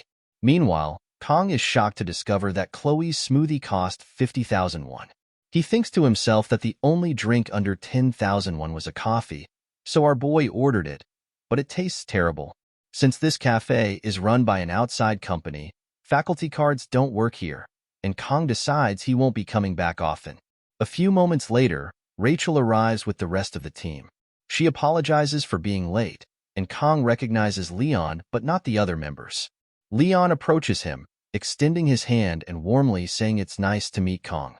Our boy shakes Leon's hand and introduces himself as well. Leon tells Kong that he was impressed by what he saw in the subspace a few days earlier and feels reassured knowing Kong is part of the group for the exam. Kong, impressed by Leon's presence, realizes that Leon is the main character he played as in his previous life. As they sit down, Leon suggests they start with introductions, and Rachel cheerfully agrees. Leon introduces himself first, stating that he's the group leader and a student of the Star Class. He adds that he somehow ended up becoming the leader and, although he has his shortcomings, he looks forward to working with everyone. Kong admires Leon's positive attitude. Rachel then mentions that, since everyone already knows her, she'll pass the introductions to Batten, who is sitting next to her. Batten introduces himself as a student of the Star Class and a speed weapon specialist, adding that he likes heroes, which confuses Kong. Chloe then introduces herself, stating that she's from the Wolf class and is here thanks to Kong. Hearing this, Rachel starts to smile, which frustrates Chloe, but she calms herself, thanks Rachel for the invitation, and states that it's a pleasure to meet everyone. Everyone is impressed by Chloe's well-spoken introduction. Finally, our boy introduces himself, mentioning that he's in the same class as Chloe. After the introductions, Leon suggests they begin the presentation. As Leon starts, Kong is surprised by the level of detail. Leon explains that during lunch today, their class instructor will distribute files to the group leaders, containing a map of their examination site, Scopuli Island. Leon further explains that they will be teleported to the island through a subspace gate. Though only the gate itself is subspace, the island is real, meaning students can actually be injured by the demonic beast there. Continuing the presentation, Leon shows everyone their assigned area on the northeastern coast, where 3 groups, including theirs, will hunt the mermen on the island. However, there is a limited number of mermen available. The exam's objective is to hunt as many mermen as the limit allows. Everyone listens attentively to Leon, and as he wraps up the presentation, he asks if anyone has questions. Batten raises a concern, noting that Scopuli Island is known for having mermaids, which could be risky. Leon reassures him that the instructors have thoroughly researched the area in advance to ensure the students' safety. Chloe then asks if groups within the same zone are allowed to ambush or battle one another. Leon replies that the objective is strictly to exterminate demonic beasts, and conflict between groups would likely lead to disqualification. He then asks if that answers Chloe's question, and she nods. Meanwhile, our boy thinks to himself that, unfortunately for Leon, their team does indeed include an assassin. Leon concludes the meeting, reminding his team members to prepare for the midterms. He also tells them to meet again tomorrow for a positioning meeting. As everyone leaves, only Leon and our boy remain. Kong realizes that, since he ended up sitting in the corner, he and Leon are now the last ones left, making the situation feel awkward. Our boy thinks he should hurry and leave, so he stands up to go, but Leon calls out to him. Leon asks Kong where he's from, catching Kong by surprise. Kong thinks to himself that he's heard a question like this before, though this time it feels fundamentally different. Looking at Leon's expression, our boy can't tell what Leon is thinking, as Leon is directly asking where Kong is from. Kong feels that something is off, as Leon could have asked him earlier when everyone was introducing themselves. He can only assume Leon has a specific reason for asking now, after everyone else has left, but with a serious expression, he admits he can't shake the feeling that Kong is somehow similar to him. Hearing this, Kong considers that while the official language in this world is Korean, thanks to the game, it doesn't mean other cultures don't exist here. Leon then apologizes for asking such an odd question out of nowhere. Leon then tells Kong to pretend he didn't hear anything and starts to leave the room. Kong stops him and asks where Leon himself is from. Kong realizes he acted impulsively by grabbing Leon, but he knows he wouldn't be able to sleep if he let the question go unanswered. Smiling, Leon responds that he's from Germany, then leaves the room. Kong is left stunned and confused by the revelation. Kong still can't figure out what Leon is thinking. Later that day, Kong reflects on what Leon said to our boy, as a curious thought crosses his mind. Could Leon have come from another world too? As outlandish as it sounds, Kong can't help but wonder. After all, there's no rule stating that only one person could enter this game setting. When the blessing of the word God was active, Kang's senses felt strangely heightened, so our boy decides to test it. Unsheathing his knife, he activates the blessing of the sword God, and immediately hears a voice telling him that Leon's existence is indeed of this world. Shocked, our boy realizes he's felt this sensation before. When he activates the blessing of the sword God and concentrates, he can faintly hear a voice. Yet thinking about it gives him a headache, one that even surpasses the blessing's usual protection from pain. Nevertheless, Kong is certain that the Leon he encountered today is unmistakably the same Leon he played in the game. No actor in this world could replicate Leon so perfectly. He wonders if Leon really only intended to ask which country our boy came from. However, that doesn't explain why Leon told Kong that he couldn't help but feel our boy was similar to him. Kong then decides this will be the only time he gets involved with Leon. If anything like this happens again, Kong can always go to the media. He thinks it's best to keep his thoughts straightforward. Our boy also finds it strange how calm Kong remained in a situation he wanted to avoid, perhaps another effect of the blessing. Just then, a window pops up displaying Kang's stats, showing he's made quite a bit of progress. Our boy's mental fortitude and armament are still the same, but Kang's physical fortitude has increased slightly due to recent training. Kong believes his armament will increase once he acquires Murasame. He also notices that his assimilation level has risen significantly and appears close to unlocking, making him wonder if it's related to his recent actions. However, Kong finds it frustrating that he doesn't fully understand it himself, and it's not as if he can ask someone else about it. Finally, Kong is shocked to see that the duration of the blessing of painlessness has increased by 10 seconds. Additionally, its cooldown time has decreased, making Kong feel happy and proud of the progress he's made through training. Our boy feels great too. Time passes quickly, bringing us to the arena on the day of the midterm exams. Kong reflects on the subspace, noting how it has a completely different vibe compared to the training ground subspace. The rest of the team calls out to Kong, with the roles set. Rachel and Chloe will be at the front. Leon and Batten will provide support, and Kong will be at the rear guard. Our boy is both impressed and surprised by everyone's equipment. Rachel wields the S-rank gear, the Vermilion Phoenix halberd, while Leon doesn't seem to have Bamong yet. Kong is puzzled to see that Batten's gear is a recorder, and Batten becomes frustrated when he catches Kong staring. Rachel explains to Kong that Batten's gear is actually one of the few S-rank pieces specialized in healing. Kong is surprised to hear this. After all, a healing S-rank armament is incredibly rare, with only a 1 in a million chance of winning it in the game. Its appearance also contributes to its specs, and Kong steps closer to Batten for a better look. Flustered, Batten tells Kong not to come any closer. Then, the announcer declares that the first-year midterms will now commence. Instructor Lee adds that, judging by the students' expressions, everyone seems prepared. Lee tells them he'll keep it brief since they should already be familiar with the rules. If a student encounters something they cannot handle, they should retreat. He reminds them not to forget that they're still cadets, not yet heroes, and they don't need to take unnecessary risks. Lee also mentions that if any student becomes injured or wishes to surrender at any time, they should contact the supervising instructor. Leon then turns to his team, saying that it's almost time and that they should start preparing. He encourages them not to be nervous and to give their best effort. Our boy thinks that it's finally beginning. Just then, Chloe approaches Kong, and he asks her if something is wrong. Chloe asks Kong if it's strange that she feels anxious now, mentioning that she remembered mermaids can appear on Scopuli Island. Our boy reassures her, saying that the instructor confirmed everything has been thoroughly checked beforehand, so there's no need to worry. Chloe nods and replies that she understands.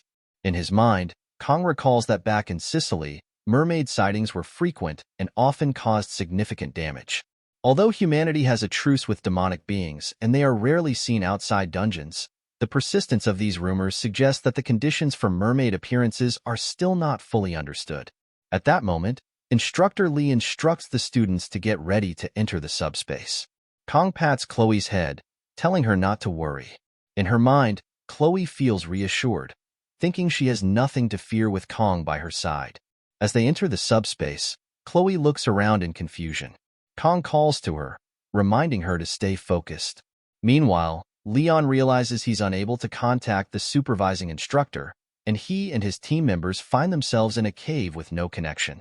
They have no idea what just happened. Suddenly, a mermaid appears in the subspace, leaving Kong and the rest of the team shocked. The scene shifts to a few moments earlier, before the mermaid's appearance, on Scopuli Island. Except for Kong, the rest of the teammates are feeling sick. Leon comments on how Kong seems fine, to which our boy replies that he doesn't usually get seasick. At that moment, our boy spots a merman. Kong is surprised to see it, but the merman quickly runs away. Our boy notes that the merman seems smaller than he expected and feels a bit foolish for being so serious about it. He thinks Kong might not even need to use his weapon, though Kong had already planned to take it easy in the rearguard position.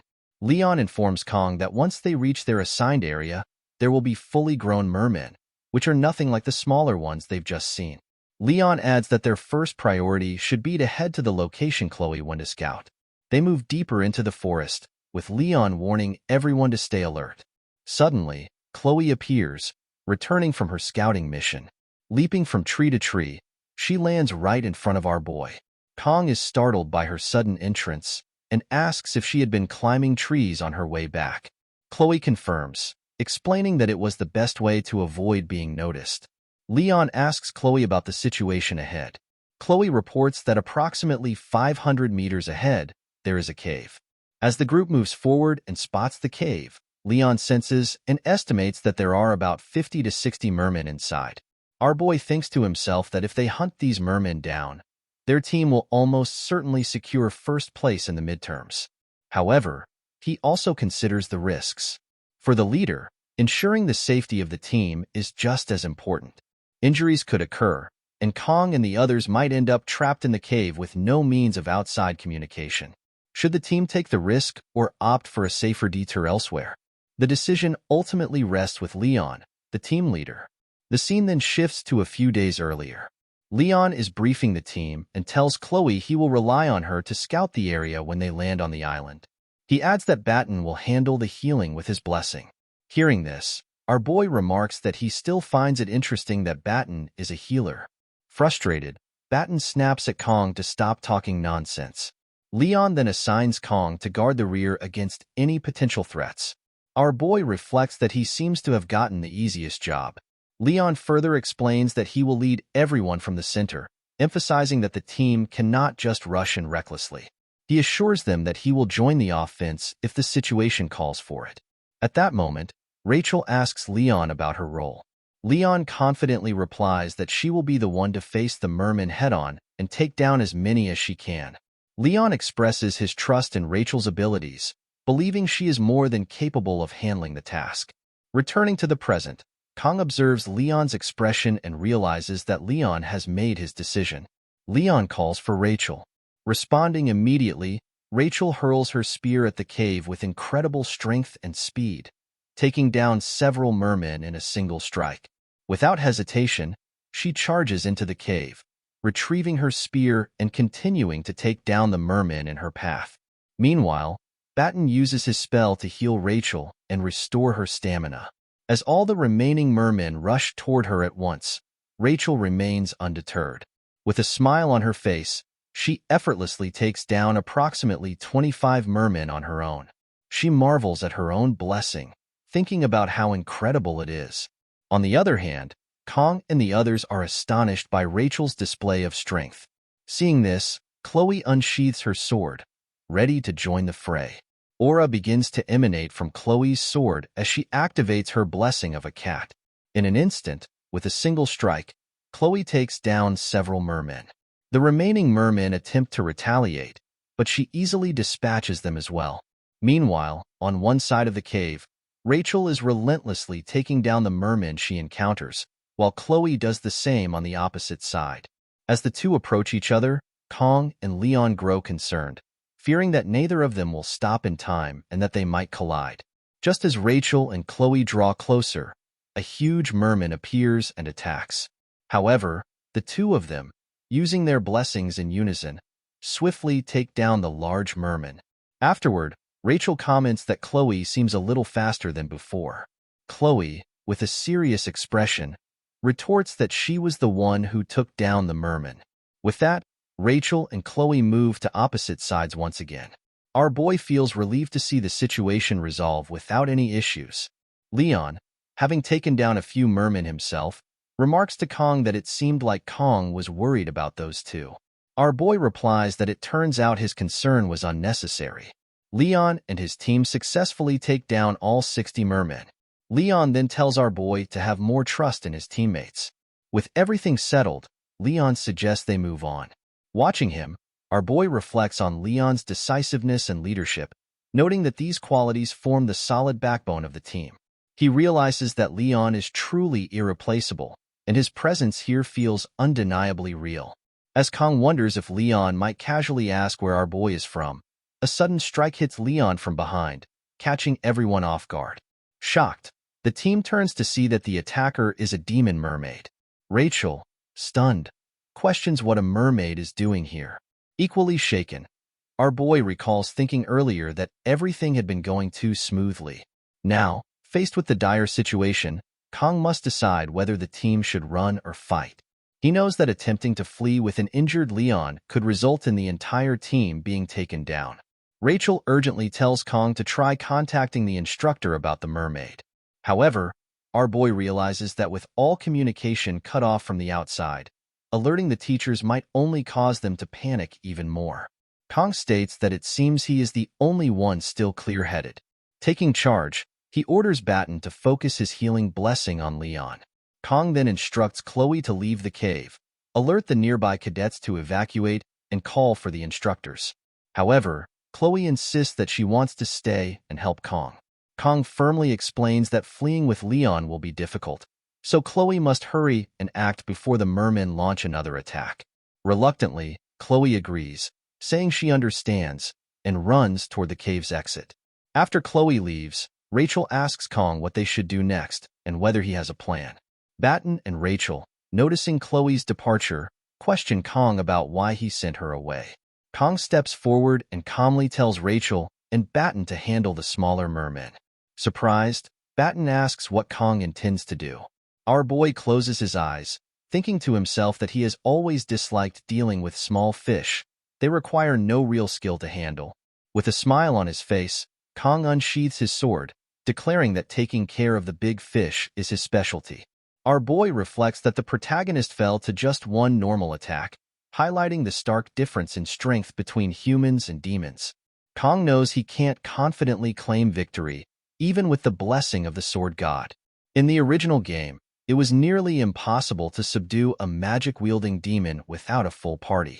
Now, faced with a boss that typically requires a large-scale raid, our boy realizes there's no turning back. With Chloe needing about 10 minutes to return, Kong concludes that there's only one option.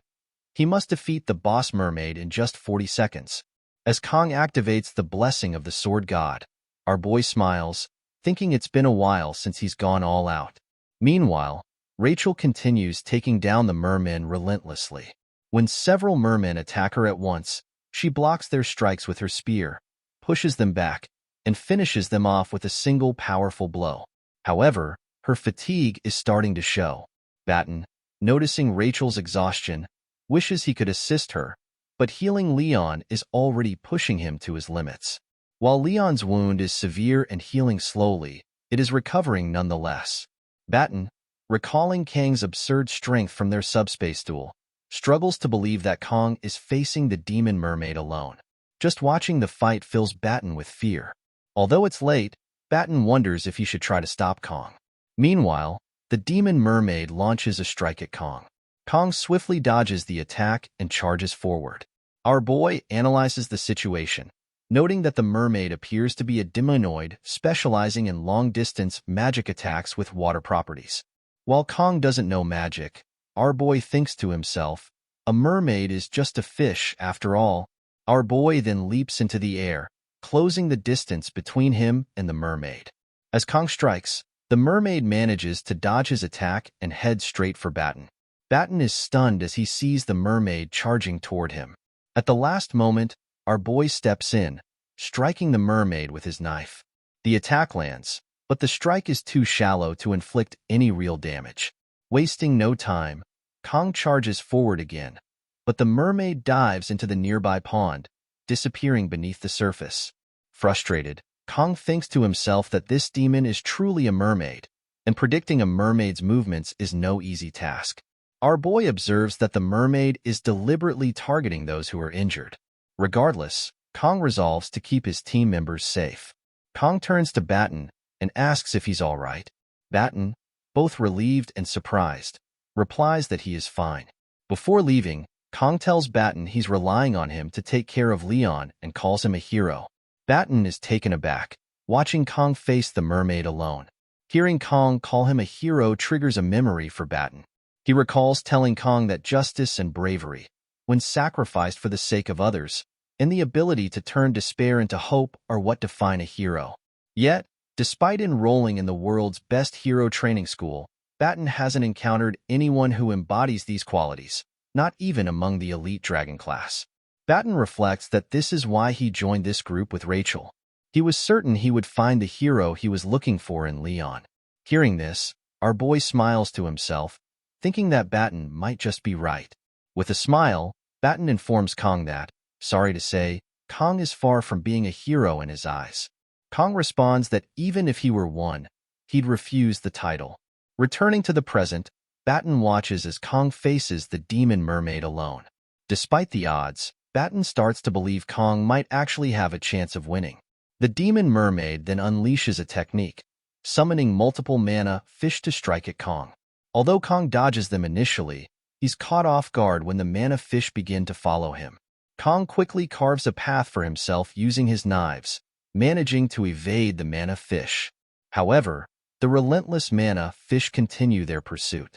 Kong, undeterred, uses his full speed to dash around the demon mermaid in an attempt to outmaneuver her. Spotting an opening, the mermaid abruptly shifts her focus and charges straight toward Batten. Rachel shouts, warning Batten to be careful. Just as the mermaid is about to strike him, Kong intervenes, landing a blow on the mermaid. However, the strike is shallow once again and fails to cause significant damage. Our boy steels himself, realizing that these shallow strikes won't be enough to take the mermaid down.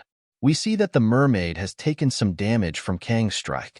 The mermaid attempts to strike at Kong using her mana, but her attack instead hits the cave wall, creating a massive hole. The impact distracts the mermaid, causing her to lose control of her manhwa-fish. As a result, the manhwa-fish hit her directly, sending her tumbling beneath the cave's debris. At that moment, the scene shifts to a few students who are speaking with Instructor Kim.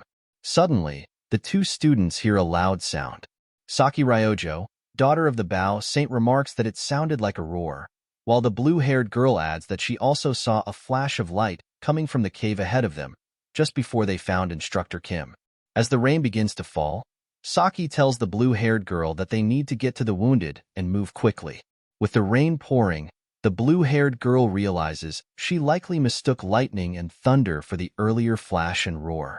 She replies with a confident, of course. Saki insists they need to return to the academy as soon as possible. The scene then shifts back to the cave. Inside, Batten continues to protect Leon, while Rachel remains locked in battle with the remaining mermen. They all start to retreat, leaving Rachel surprised by the sudden shift. Our boy thinks to himself that he couldn't have landed a fatal blow on the mermaid earlier because he was mindful of Leon. He recalls the mermaid being crushed under the debris when the cave collapsed, but Kong believes the mermaid is probably not dead. Just as he expected, the demon mermaid emerges from the rubble. Seeing this, Kong thinks, "I knew it. A demon mermaid wouldn't die from something like that." Filled with rage, the mermaid charges toward Kong. Standing firm, our boy calmly removes his coat, positioning himself right in front of the advancing mermaid. Kong tells Rachel that since the mermen have been more or less dealt with, he's leaving Batten and Leon in her care. Rachel nods and replies, "Got it." On the other hand, Batten is in disbelief, struggling to comprehend that Kong is actually facing the demon mermaid head-on. Batten reflects that he once thought Kong was just a madman, but now he wonders if he's witnessing the birth of a legend. Smiling, our boy thinks to himself that now, finally, he can focus.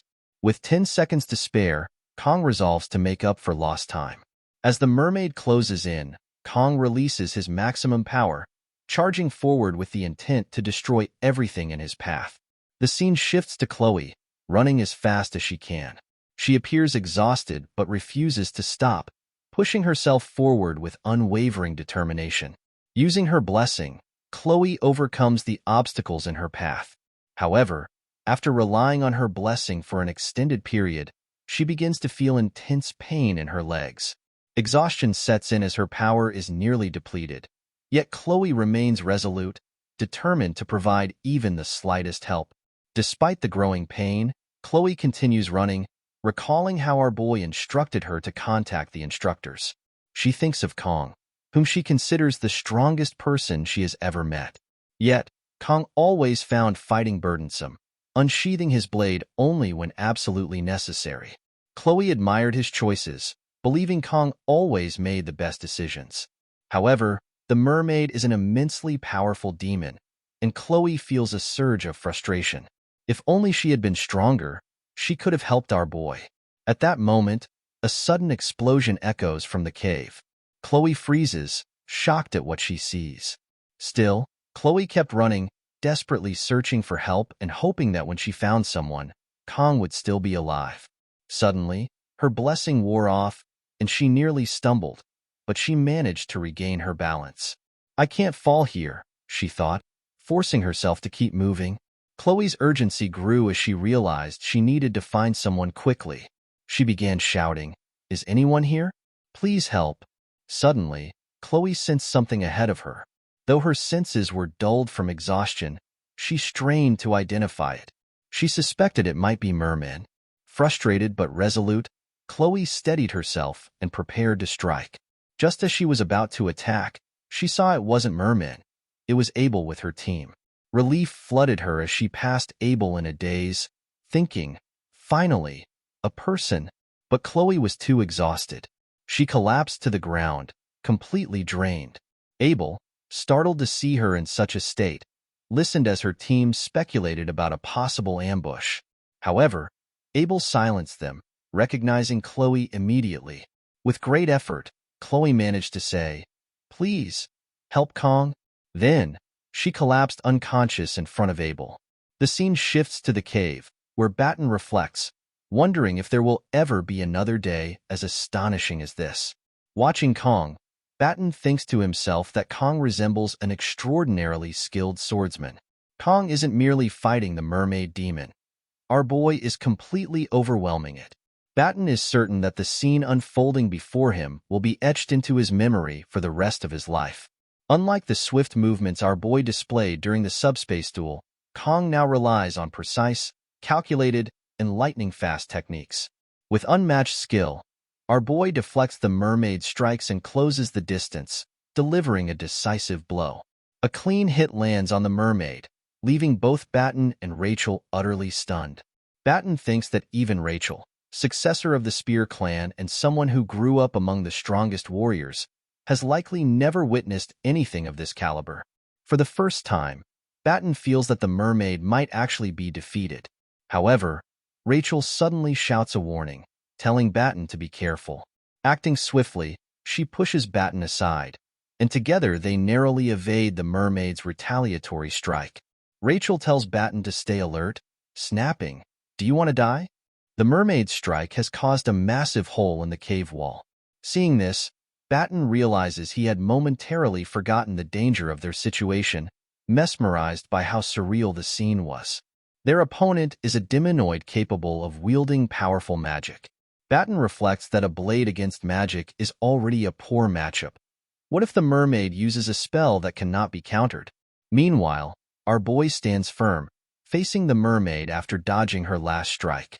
Angered, the mermaid begins casting her special spell, gathering mana into her hands.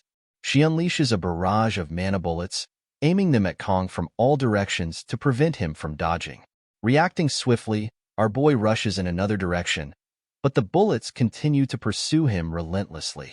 With no other choice, Kong deflects the incoming projectiles using his knife.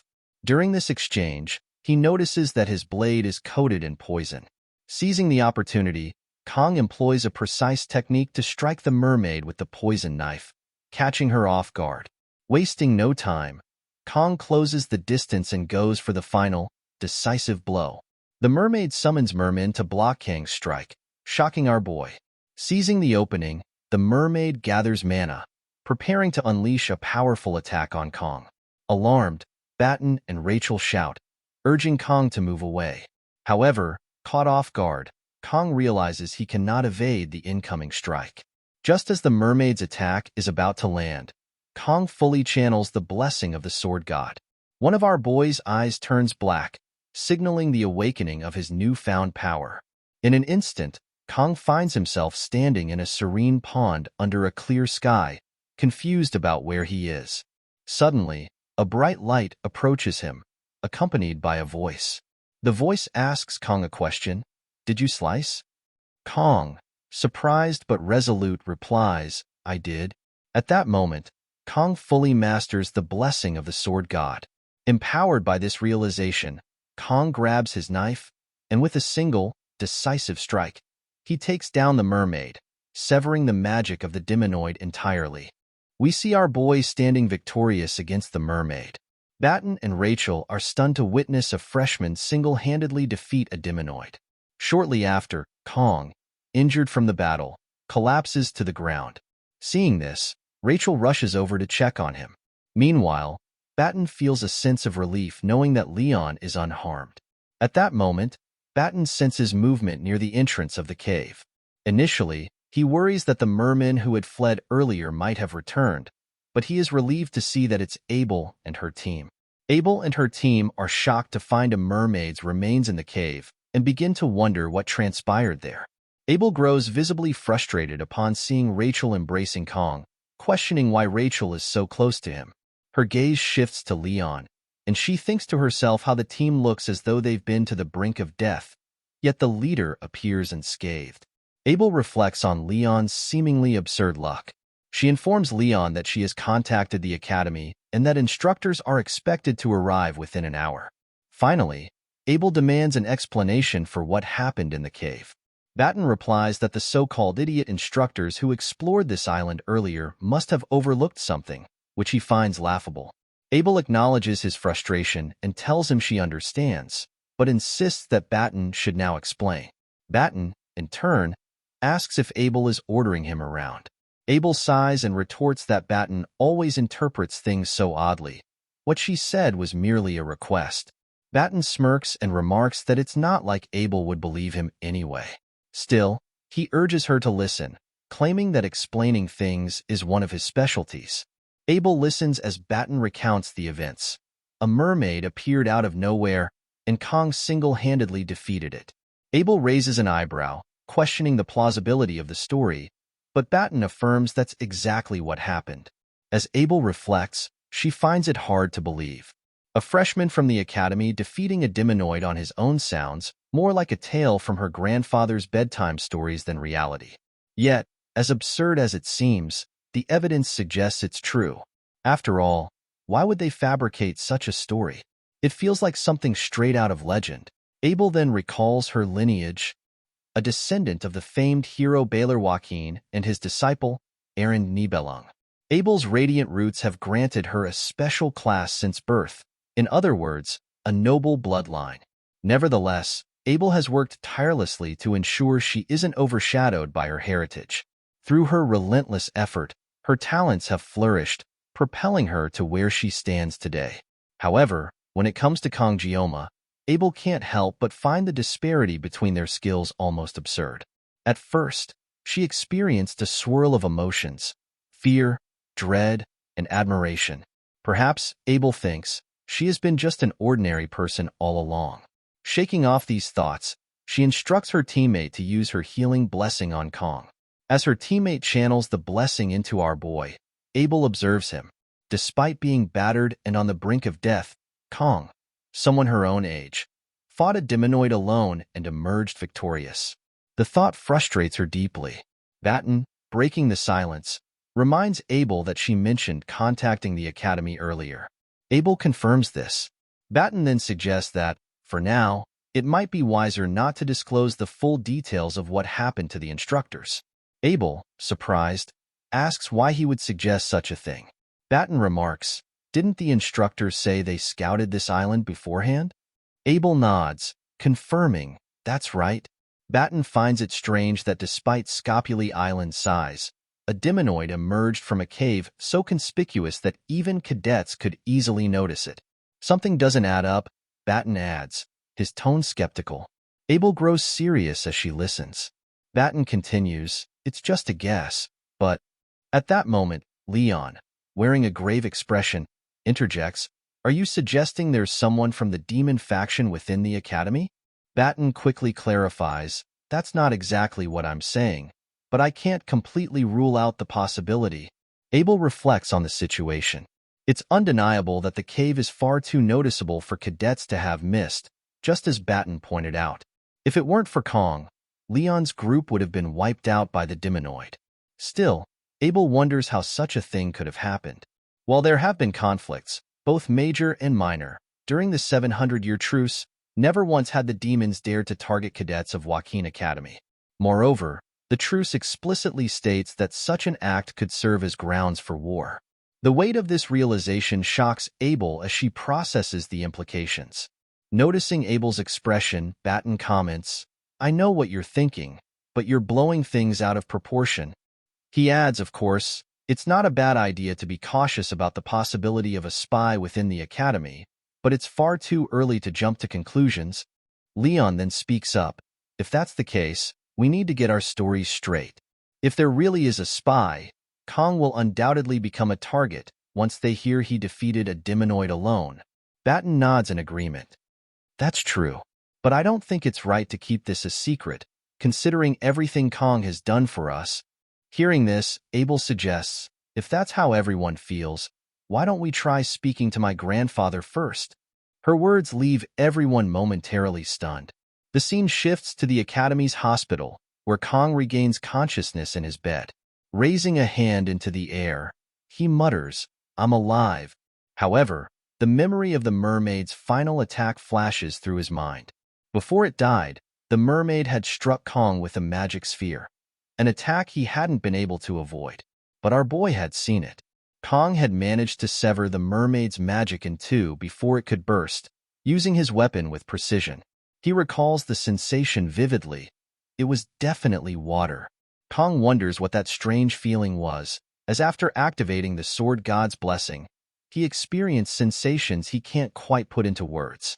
Opening his status window, Kong notices that his mental fortitude has increased by 1. Reflecting on the battle, he realizes he didn't feel fear when facing the mermaid and assumes it must be due to this improvement. Additionally, Kang's assimilation rate has also increased. The status window indicates that the next unlock condition will be met once his assimilation rate reaches 15%. Kong ponders whether this skill unlocked when he sliced through the mermaid's magic. At that moment, Media bursts into the room and hugs Kong tightly. She exclaims how worried she had been, swearing that she'll hold every single instructor who explored that area accountable. Kong, struggling to breathe, gently protests, "Media, please don't hug me so tightly." Media quickly apologizes, explaining that she's just relieved to see him awake. As Media rummages through her bag, Kong notices it and wonders, is that a dimensional pocket? Media then pulls out Kang's reward for the midterm exams, the legendary Murasame. Our boy is surprised to see the sword Murasame. Then Kong notices an information window indicating that Murasame is a B-rank weapon at level 25. Murasame is a Japanese sword meaning rain shower, and it is said to possess an edge that glistens. As Kong examines Murasame, Media states that she hopes Kong likes the sword. She apologizes for giving Kong this sword in such a place, saying that he should have received it more officially. Suddenly, Media notices someone at the door. She calls out to Siegfried, an old man, asking why he is waiting outside and telling him to come in.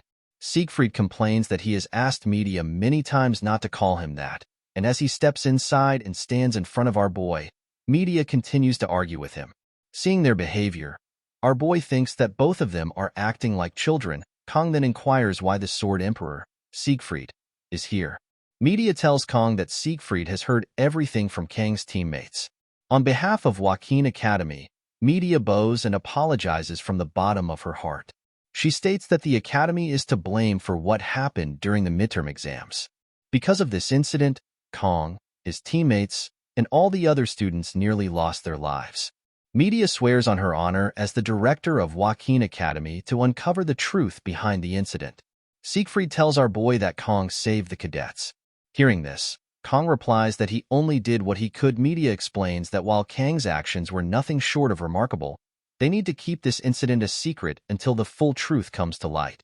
She confesses her shame as the director, admitting that the mastermind behind the event is within the Academy. Media apologizes again for placing this burden on Kong. Our boy replies that it's okay. He understands. Hearing this, Media smiles and comments that Kong should act like a kid and throw a tantrum or two sometimes.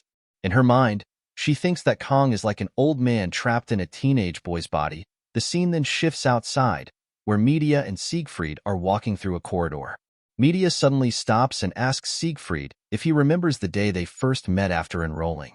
Siegfried was lying on a bench outside, and when Media told him to stop being lazy, he drew his sword without a word, telling her not to order him around. Siegfried replies that he doesn't remember that. Media smiles, saying it feels like it happened just yesterday, yet she has already spent 60 years here. She finds it laughable how she hasn't even filled a tenth of Awakens Academy's history. Back when both she and Siegfried enrolled, the place was already ancient and full of history. Although there have been large and small incidents over the centuries, the Academy has nurtured and protected its cadets for 700 years. Suddenly, Media becomes angry and releases her aura, shattering the window in front of her. Siegfried is surprised. Media recalls that before the midterms, she received reports that the instructors completed multiple preliminary surveys of Scopuli Island. Even if it was rare, the island was known as a place where mermaids might appear, so she took every precaution. Yet the tragedy still occurred. Siegfried tries to calm Media down. Media apologizes, saying she was lost in thought. Siegfried grows serious seeing Media like this, but then Media smiles happily and mentions how amazing Kong is, having taken down the mermaid all by himself.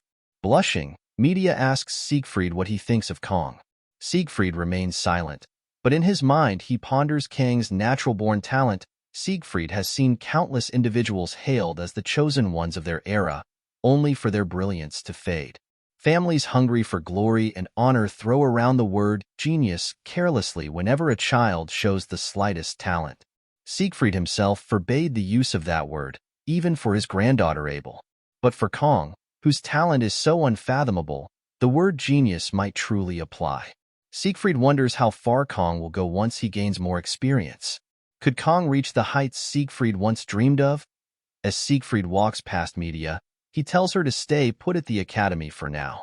Media smiles and remarks that Siegfried said he would help her clean things up. Siegfried replies that he doesn't remember such a promise. The scene shifts to the wolf class, where our boy is sitting in class. Kong thinks about the fact that the incident with the demonoid mermaid on Scopuli Island is being kept secret under the headmaster's instructions. He finds it a bit awkward, but perhaps his classmates are carefree because he stopped the mermaid. After being discharged, the first thing Kong did was visit the school's forge to reshape and enhance Murasame. In truth, the sword was just a metal rod to him, considering the sword god's blessing, so reforging it was a must. The blacksmith, Volander, tells Kong to retrieve his sword 1 week later and, since it's the 700th anniversary event, he won't charge Kong. Kong thinks he got lucky and hopes the enhancement will be successful. Then, Chloe comes in and asks Kong when he was discharged and how he's feeling. Our boy replies that he's fine and asks about her condition. Chloe says she injured her leg, but thanks to emergency treatment from Batten, the doctor said she'll be able to walk without crutches in a week. Confidently, Chloe adds that she is also an auditor, so of course she's recovering quickly. Realizing she got a bit too excited, Chloe apologizes. Kong is happy to see Chloe doing better. He asks if there has been anything unusual, and Chloe replies that she heard the director and the elders have been at odds. Kong reflects on how, even if he took down the mermaid alone, it wasn't solely due to his efforts. Everyone played their part. Chloe's rescue call, Rachel's clearing of the merman, and Batten's healing and blessings. Kong then wonders what Leon even did. Command? Kong doubts that Leon will defeat the Demon King that way. Could it be that Leon didn't do anything because he got injured first? At that moment, the instructor enters and tells the students to stop what they're doing. He has a few announcements before the training assembly. Standing in front of the class, the instructor says that this might be sudden, but for the time being, there will be someone co-instructing with Instructor Lee in Wolf class. The students are surprised and wonder who this new instructor might be. They are all shocked when they see that it's the Sword Emperor, Siegfried.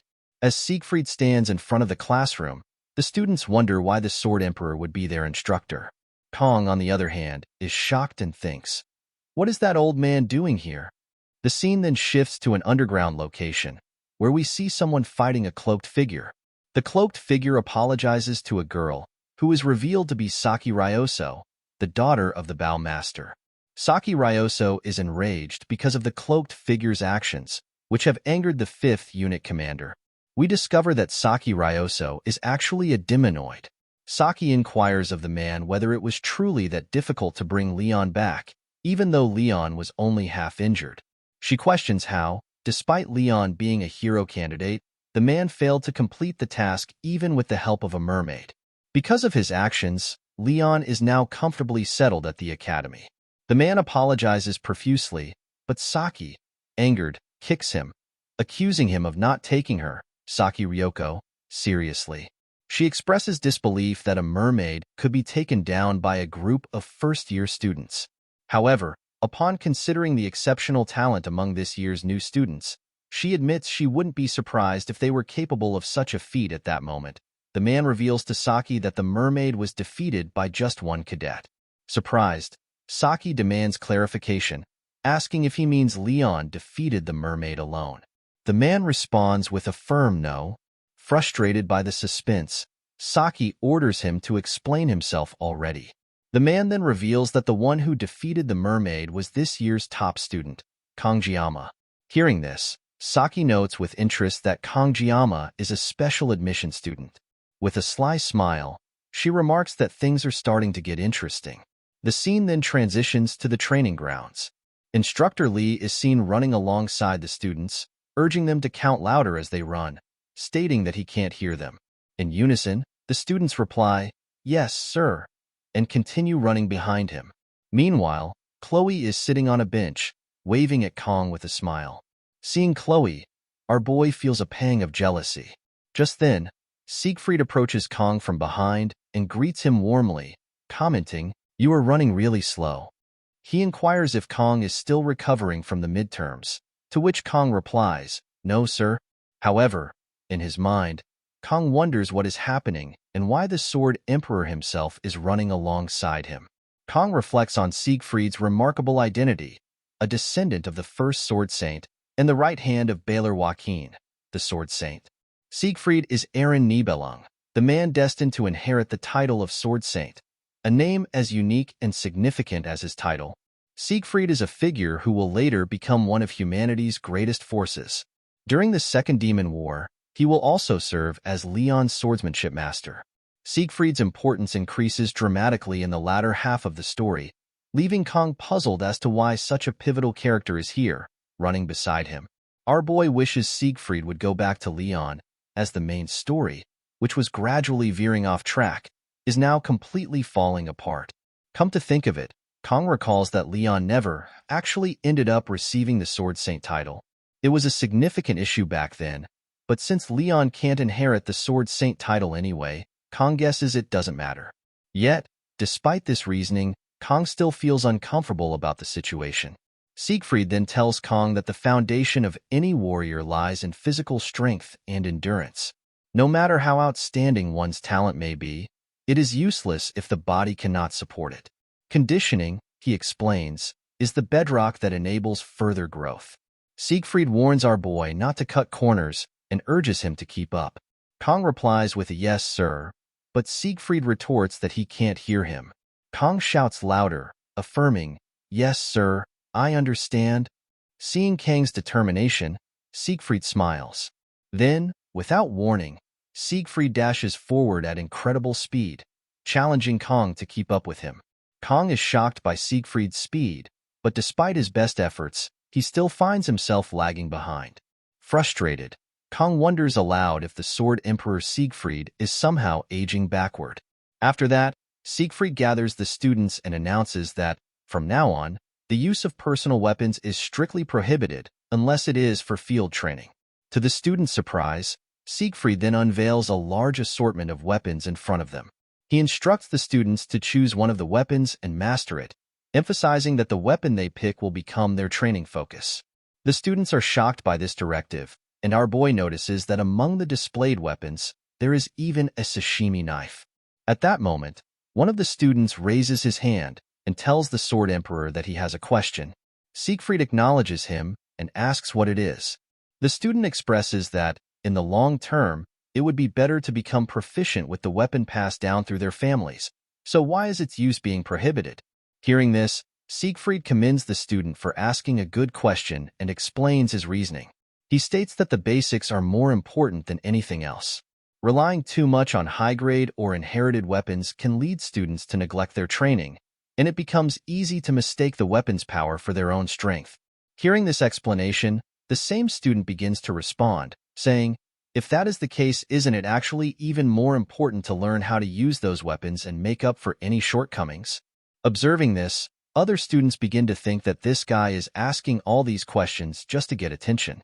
Siegfried, however, calmly responds, telling the students that no matter how well-armed someone is, if their skills are lacking, their weapon will ultimately fail them. He adds, "A master never blames his equipment." Hearing this, Kong nods in agreement, thinking to himself that this is 100% true. Siegfried goes on to explain that once the students master the basics, they will naturally become comfortable with any weapon. Furthermore, he mentions that cadets who can skillfully handle ordinary weapons are more likely to receive higher scores in the class promotion evaluation at the end of the year. Hearing this, all the students become excited and rush to grab the weapons they prefer. Watching the scene, Kong thinks to himself that Siegfried really has a way with words, as the students are now completely inspired. Then Kong spots a sashimi knife in front of him. With a resigned sigh, he thinks, "I knew this would happen," as he reaches out and grabs the knife.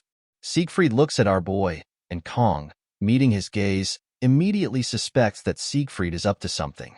His instincts prove correct when Siegfried addresses the students, announcing that today's task is to get accustomed to their chosen weapons. Following this, they will engage in 1-versus-1 sparring sessions between cadets. The students are surprised to hear that the training will take place without the use of the subspace. Some voice concerns, asking whether they might get hurt.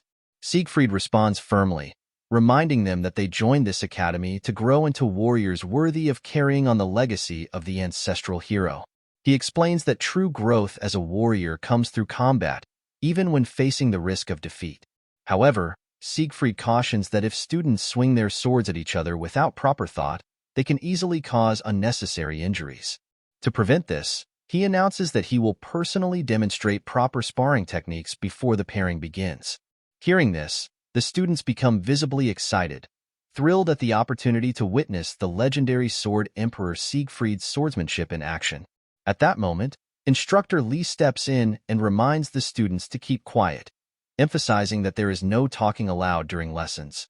Meanwhile, Instructor Lee is lost in thought, reflecting that, as an instructor at the world's top academy, this moment might be the biggest and worst crisis he has ever faced. Even though it's just a demonstration, the idea of facing off against the Sword Emperor fills him with dread. Instructor Lee grimly concludes that this might truly be the end for him. Just as Lee is about to say something to Siegfried, Siegfried interrupts him and unexpectedly calls for Kong Jiama to step forward and be his sparring partner. Kong is completely stunned upon hearing this. The students were shocked to see Siegfried, the Sword Emperor, standing before them. More importantly, they were thrilled at the prospect of witnessing a demonstration from the legendary Sword Emperor himself. However, confusion spread among the students as they wondered why Siegfried had personally called upon this unknown student. Amidst the murmurs, our boy could hear the students talking about him. Siegfried then turned to Kong and inquired if his injuries had fully healed. Kong replied that he was fine now. Without hesitation, Siegfried instructed Kong to pick up his sword. Our boy couldn't help but think that, even though this was just a sparring match, it seemed excessive. While his condition had improved after a long rest, Kong knew his opponent was none other than Siegfried, the Sword Emperor. Crossing swords with someone of Siegfried's caliber wouldn't end easily. One of them was bound to get hurt. Kong pondered whether this was due to the influence of divine power, as he could sense an unusual craving for a fight within himself. This was far different from the norm, and Kong couldn't ignore the potential consequences of this encounter. Despite the tension, Kong stepped forward and told Siegfried that he was no match for the Sword Emperor and requested that he lower his sword. The students burst into laughter, mocking Kang's audacity, and questioned what he was trying to accomplish. Siegfried then tells our boy, "Does Kong have no pride as a swordsman? How long does Kong think he can live while hiding his power? What is the use of Kang's extraordinary talent if our boy remains a cowardly person like this?" Kong reflects on the word pride, a value he had engraved in his heart ever since our boy claimed the title of the greatest swordsman in the country. That pride, along with his determination, has been the driving force behind why Kong never put down his sword.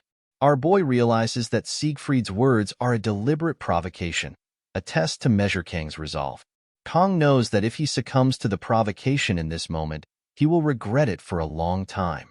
Yet, even as he weighs his choices, a professor intervenes, attempting to stop the duel. Siegfried, however, halts the professor, his eyes fixed on Kong. In that moment, Siegfried sees the determination in Kang's expression and understands that Kong has made up his mind. Siegfried acknowledges that he will learn something from this duel. As the scene intensifies, we see our boy holding his sword, activating the blessing of the sword god. The two stand face to face, their swords drawn, ready for combat. Observing Kong, Siegfried is reminded of a vivid memory from his own past, a moment that lingers in his mind even at the age of 70. The enlightenment Siegfried gained through the sword, the time when he was not yet mature, remains etched in his memory. He recalls the one-armed wandering knight and the unparalleled swordsmanship that knight displayed, a mastery undoubtedly within the realm of legend. The person Siegfried has been keeping an eye on since the allocation test is none other than our boy, Kong Jiama. Siegfried believes that Kong holds the clue that could guide him to that legendary realm. As the duel begins, Siegfried strikes decisively. In an instant, our boy appears behind him, effortlessly dodging the attack. But as the Sword Emperor, Siegfried immediately senses Kang's position and swings his sword in retaliation. Kong evades the strike by leaping into the air. From above, he focuses and charges directly at Siegfried with precision. Siegfried manages to block Kang's bold attack with his sword, though he is momentarily shocked by Kang's audacity to charge head-on without hesitation. Siegfried notes Kang's unique sword technique, reminiscent of a swallow in graceful flight.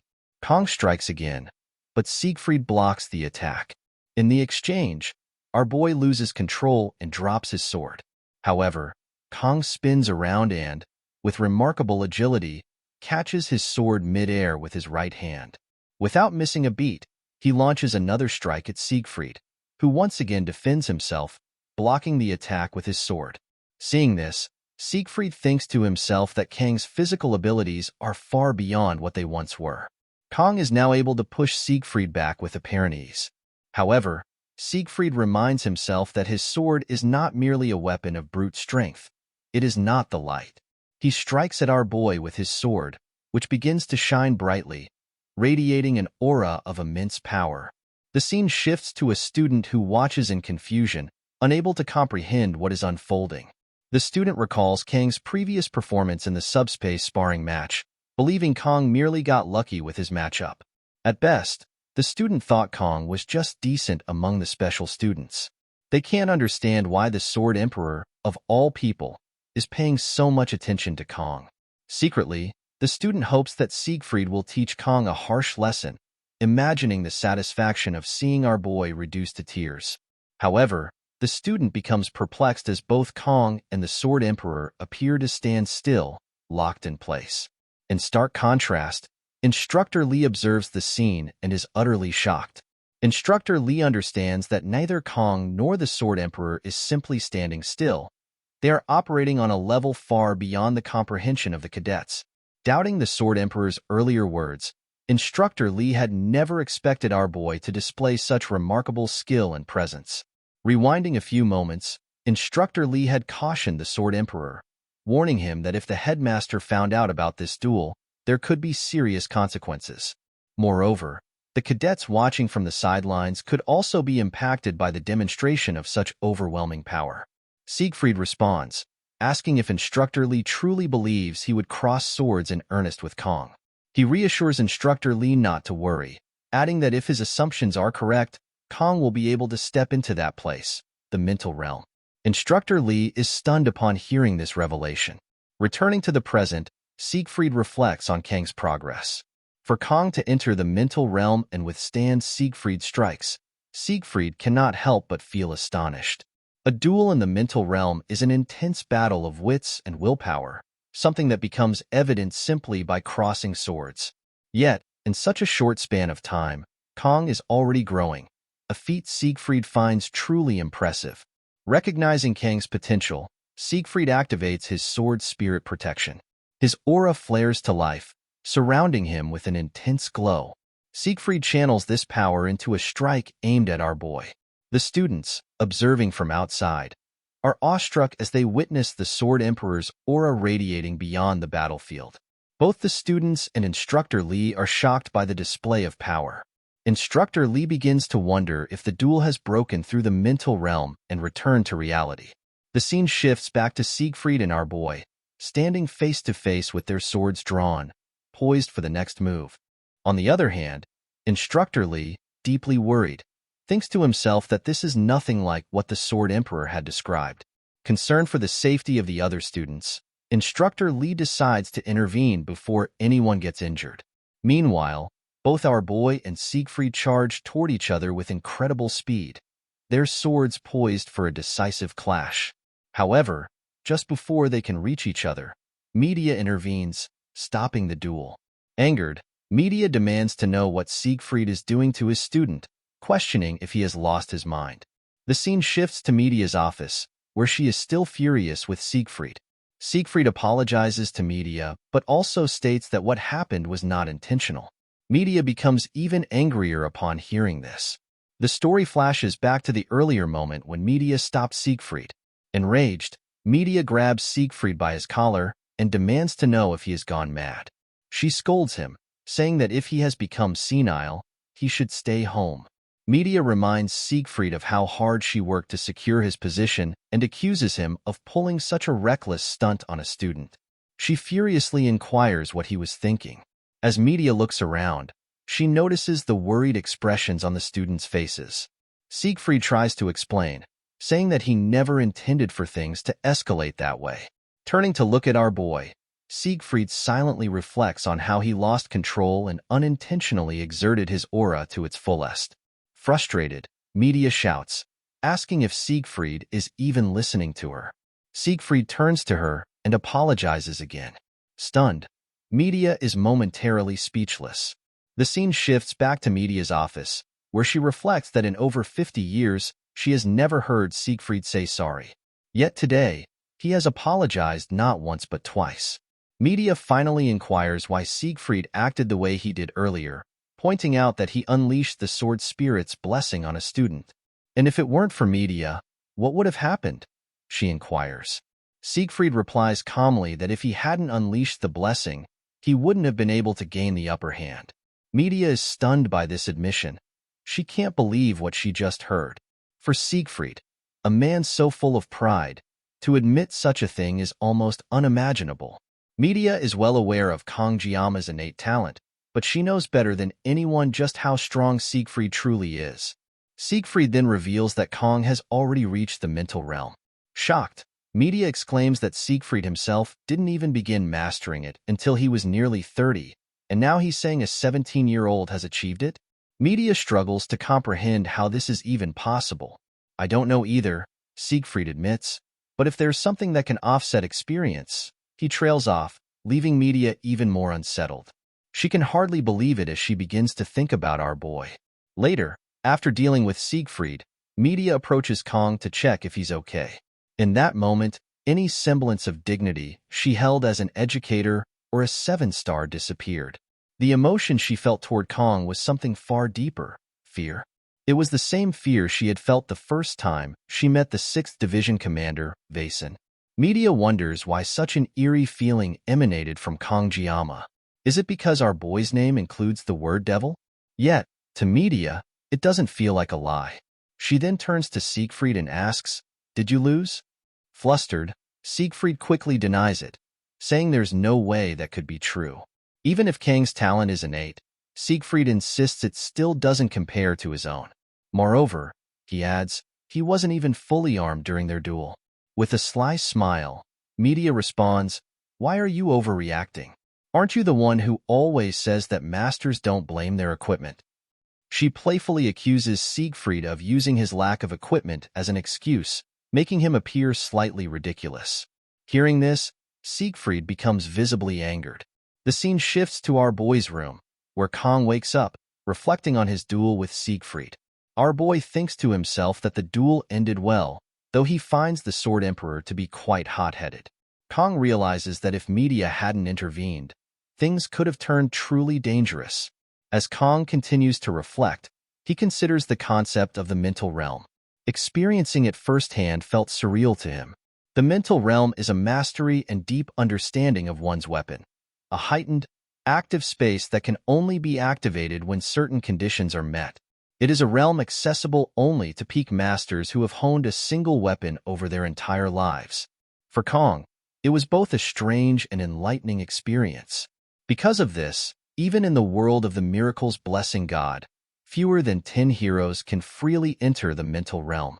Leon, the protagonist blessed with the qualities of a hero, required 3 years of private training just to step into the mental realm. Our boy knows this because Kang had stopped playing at that point, but Kang wonders why our boy was able to access it immediately when even Leon took 3 years. Kang reflects on the sashimi knife. Including our boy's previous life, Kang has been wielding the sashimi knife for over 20 years. What's more, every time Kang unleashes the sword spirit's blessing, he experiences a level of concentration that transcends normal perception. The intertwined experiences of this life and Kang's past life harmoniously merge, allowing him to break through difficult situations. That's right, based on our boy's experiences so far, avoiding challenges only makes things worse. Instead of passively going with the flow, Kang resolves to face problems head-on and tackle them step by step. Kang then wonders, should he give it a try? If our boy can learn to freely control the mental realm, he could train in combat without relying on the sword spirit's blessing. With determination, our boy unsheathes his sword. As Kang begins to focus, the surroundings around him start to shift and change. Suddenly, the surroundings shatter, and a hand emerges, touching our boy's shoulder. The aura of the blessing begins to envelop Kang's sword in hand. However, our boy is shocked as the sword mysteriously vanishes right through his hand. Kang finds himself abruptly back in his room, utterly confused about what just happened. The scene shifts to a grand building where the elders have gathered. Elder Claudia addresses the group, urging them to deal with the troublemaker as soon as possible and investigate the top student, Kangjiama. A gray-haired woman interjects, questioning whether Kang might be a candidate for the hero. She adds, "Isn't the true hero candidate Leon Van Reinhardt?" Claudia retorts, stating that Leon is still struggling to properly manifest his blessing. He continues, emphasizing the swordplay displayed by Kang during the class placement exam, an extraordinary feat that even defeated the genius twins. What's more, Claudia adds, media is actively blocking information under the pretense of protecting the student. Everything about this is suspicious from start to finish. Another elder remarks, in any case, the hero's fate is unavoidable. Claudia agrees, noting that if this wasn't already problematic enough, the 7 stars are also causing trouble. He concludes with urgency, the elders must act quickly to eliminate potential candidates. Another elder states, this time, the academy even brought the Sword Emperor. Claudia nods and replies, that's correct. Ever since media, one of the 7 stars, became the academy director, the standing of the elders has been severely weakened. After Basman's defeat, the public only reveres the 7 stars, while the elders are dismissed as outdated relics. Yet, it is the elders who guide the foolish masses and maintain balance. Even now, if a hero were to emerge, the very existence of the elders would be threatened. Another elder agrees. Indeed, for the elders to maintain their power, they need a public enemy. The hero who threatens the Demon King must be eliminated. Claudia reflects silently, acknowledging that he is one of the Academy's elders, but he feels the weight of Saki Ryoso's warnings. Because of Saki, Claudia is exerting all his effort to persuade the elders through sheer force. Saki had informed him that the 5th Division Commander is furious and warned that if Claudia fails to act, the 5th Demon King Division Commander, Air Acre, will take him down. The higher elder finally speaks. Understood, they say, instructing Claudia to issue orders to the Auditor family. The scene then shifts to our boy, who is visibly angered over the disappearance of his sword. Nearby, the blacksmith Vollinger is on the floor, pleading with Kang for forgiveness. We then see the sword, Murasame, with a current rank of E. Its specifications now include a length of 35 centimeters, destructive power of C rank, range of E rank, hardness of E rank, and a growth potential of A rank. Our boy is visibly angered upon seeing this. Vollinger explains, I've been hammering steel for nearly 30 years, but even I have never encountered anything like this. To put it simply, it's as if the sword itself refused to be forged. I had to hastily melt the metal and reforge it, barely managing to give it a proper shape. If any ordinary blacksmith had attempted this, it would have ended up as nothing more than a useless piece of scrap metal. Believe me, I did everything I could. Kang thinks to himself that, despite his 20 years of experience with swords, he finds the craftsmanship impressive. The specifications align perfectly with the blessing, but the hardness remains at an E rank, a clear source of frustration. Vollinger continues, the potential of this weapon is good. If it's reinforced, it will definitely become useful. And while this isn't exactly an apology, if you bring the reinforcement materials, I won't charge you a fee. Angered, Kang asks, what if it breaks again? Vollinger replies earnestly, even at E rank, with a rank growth potential, it will eventually surpass its current limitations. Vollinger explains, this weapon could reach a rank or even higher. There's also the possibility of using the never-fail material, but that can only be obtained from A rank or higher demonic beasts.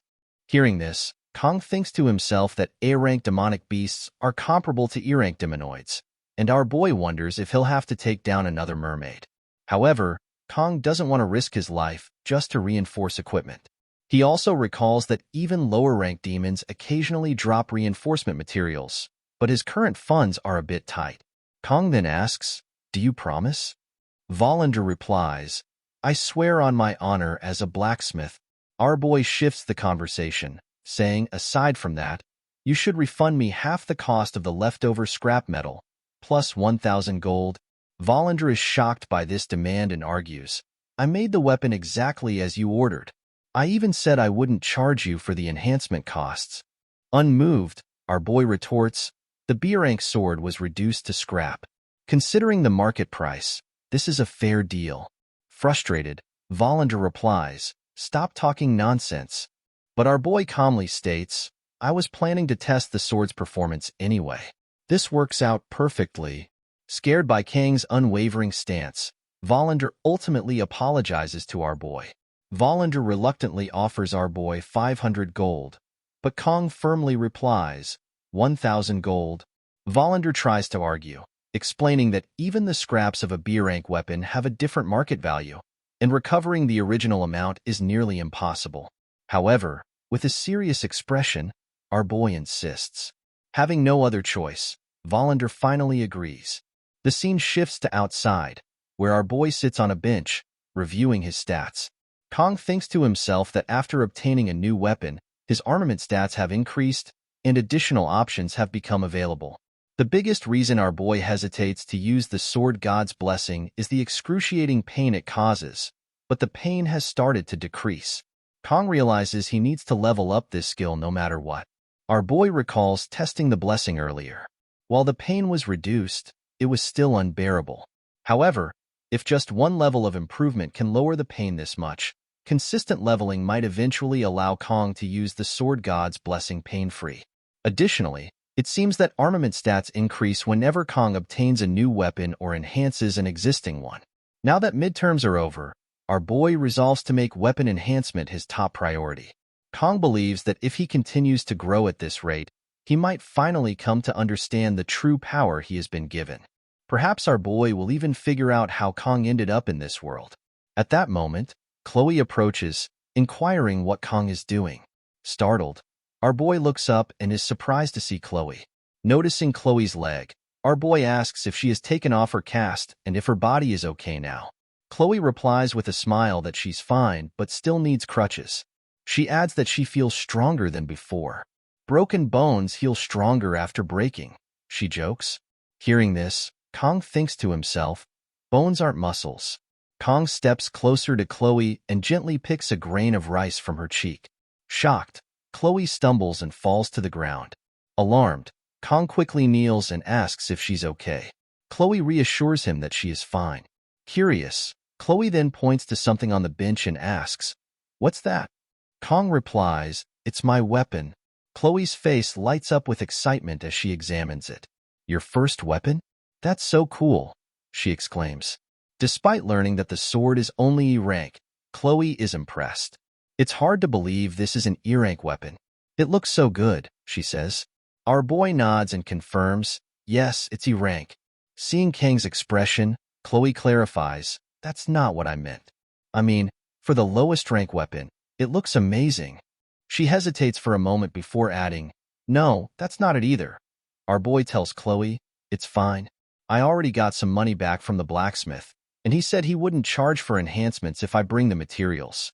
If I enhance this sword enough, it will become usable. Chloe nods and replies, that's right. You were already strong even with just a sashimi knife. With a proper weapon, you'll definitely become even stronger. Hearing this, Kang thanks Chloe. Our boy thinks to himself that, honestly, there's no real reason for Kang to get stronger. Ever since Kang defeated that mermaid, our boy has been able to handle mid-tier magical beasts. The main reason Kang wants to enhance his weapon is to reduce the pain caused by the sword god's blessing. Noticing Kang's expression, Chloe apologizes, saying, I didn't mean to insult your weapon.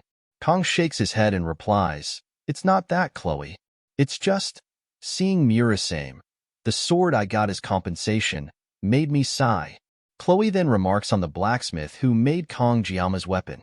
Suddenly, she slips into her Yandere mode, declaring, those who make Kang Jiama suffer. All of them must be taken down. Startled, our boy calls out to Chloe, bringing her back to her usual self. At that moment, Kang senses something, though our boy notices that Chloe doesn't seem to sense it. Standing up, Kang walks toward a nearby tree.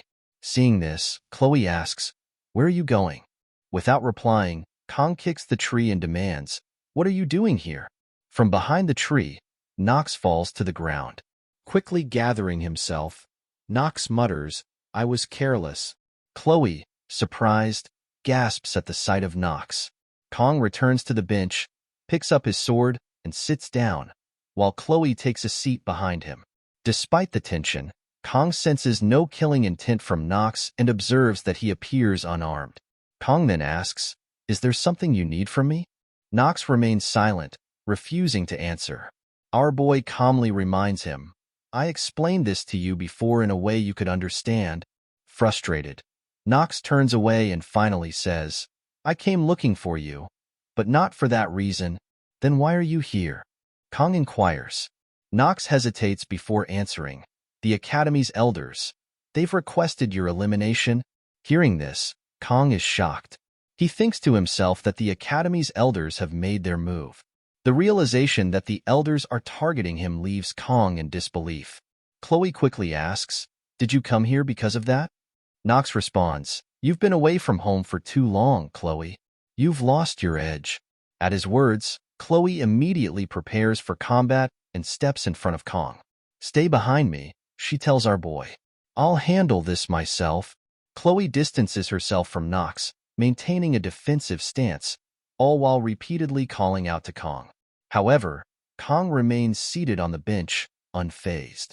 Nox observes her movements and remarks, "It seems your instincts are still sharp, Chloe." He then turns to Kong and says, "I don't care what you've been up to, but the Academy's elders are oddly fixated on you. It's not just me. There's a growing sense of unease even within the Auditor family." Nox continues, explaining that the Auditor family has temporarily postponed the elders' request. The Academy elders made their request in secret, bypassing the Academy's head. A direct order to eliminate a mere student goes against the principles of the Auditor family. However, since it's a direct order from the elders, it's difficult to ignore. If the pressure continues, the Auditor family will have no choice but to investigate you. Finally, Nox adds, "Whatever the case may be, Chloe, you're a member of the Auditor family, and you needed to know." Chloe remains silent after hearing this. Observing her reaction, Kong thinks to himself that while Nox came under the pretext of upholding the family's principles, in the end, Nox was truly worried about Chloe. Nox then states, "That's all I have to say," and begins to walk away. Our boy calls out, "Nox." Stopping, Nox turns around as Kong inquires, "What is this? Last time, you said something different." Nox pauses before replying, "Chloe is happiest when she's by your side. Even I, her brother, have never seen her like this before." Kong is shocked by Nox's words. Finally, Nox adds, "Don't let Chloe get hurt anymore," before turning and leaving. Shocked by what he hears, our boy wonders to himself what Nox is talking about. It's not Kang's fault that Chloe hurt her leg. Then, Nox questions how Kong became so strong. Kong is taken aback by the idea that Nox considers him strong. To be regarded as strong, one must be able to withstand threats at all times, like the Sword Emperor. Someone like Kong, who can only maintain that level of strength for less than a minute a day, is far from a level where he can boast about his power. Kong himself can't even think of such a claim. Nox, using Chloe as an excuse, reveals secrets of the Auditor family to our boy, an outsider. There's no way Nox would let that slide. Our boy then tells Nox that he lacks desperation. Surprised, Nox asks what Kong means by that. Kong explains that, regardless of how much of an Auditor Nox is, there's a certain edge that comes from real-world experience. If Nox stays cooped up in the Academy, he will eventually hit his growth limit. To truly grow, Nox needs to venture out, gain real-life experience, and work hard. Only then will he achieve something remarkable. Nox is surprised by this advice. Observing Nox's reaction, our boy thinks that Kong isn't entirely wrong. With that, he decides to leave the conversation and move on. The scene shifts to the classroom, where the teacher is conducting a lecture. Our boy, sitting by himself, reflects on the Academy elders targeting Kong. These elders are descendants of 5 of Baylor Hoken's 7 disciples, a group renowned for their immense influence. not just within the academy but across the entire world. Kong recalls the elders' role in the game, where they were notorious for constantly obstructing the protagonist to safeguard their own power and status. This earned them the nickname Corrupt Remnants among players. However, Kong can't understand why the elders are now targeting our boy. To make sense of the situation, Kong begins writing down the key events our boy has been involved in so far. The top academy admission exam, where Kong faced and defeated the twins. The subspace training session, where our boy confronted and defeated Nox. The midterm exams, where our boy saved Leon. As Kong reviews what he has written, our boy realizes that he has caused quite a stir. It seems Kong has been inadvertently drawing attention to himself. Yet, despite all that our boy has done, it still doesn't explain why the elders would target Kong specifically. At this point, Kang's thoughts shift to Scupley Island, trying to piece together the puzzle. In the aftermath of saving Leon and defeating the mermaid, our boy begins to realize something troubling. Kong deduces that the elders are not targeting him specifically. They are after Leon. Kong was merely an obstacle in their way. Despite the media's efforts to cover up the incident, the fact that our boy defeated the mermaid must have reached the ears of the highest ranks in noble society. The fact that the elders are targeting Leon, a hero candidate, suggests something even more sinister. It becomes clear to Kong that someone among the elders, or perhaps all of them, may be colluding with the demons. The elders didn't just attempt to obstruct Leon. They went as far as to try to kill him, a young student. No matter how corrupt the elders are, this level of betrayal is shocking. Prioritizing their own power over the safety of humanity, and the academy crosses every line. Kong didn't think they could stoop this low. Our boy entertains the thought of storming into the elders' chambers and taking them down immediately. However, he knows it isn't the right time yet. When the time comes, our boy resolves to ensure that the elders are held accountable. Meanwhile, the teacher instructs the students to take notes, snapping Kong out of his thoughts. Kong realizes that he hasn't been focused. He reminds himself of what he needs next, a weapon enhancement. Determined, our boy decides that he'll have to venture into the dungeon to make it happen. First, our boy knows he needs to form a party. Clearing a dungeon alone is too difficult. Kong is certain that Chloe would be willing to help. However, instead of someone as powerful as Rachel, our boy prefers someone more strategic. This thought leads Kong to remember Batten, and he decides to find Batten and ask for his help. The scene shifts to the dragon class, where our boy is interrupted by a student who tells him that this isn't a place where someone like Kong can come and go as they please. Hearing this, Kong thinks to himself, who is this third-rate extra character? With 20 years of experience in the food industry and dealing with countless customers, our boy has encountered people like this before, and he finds it tiresome to handle.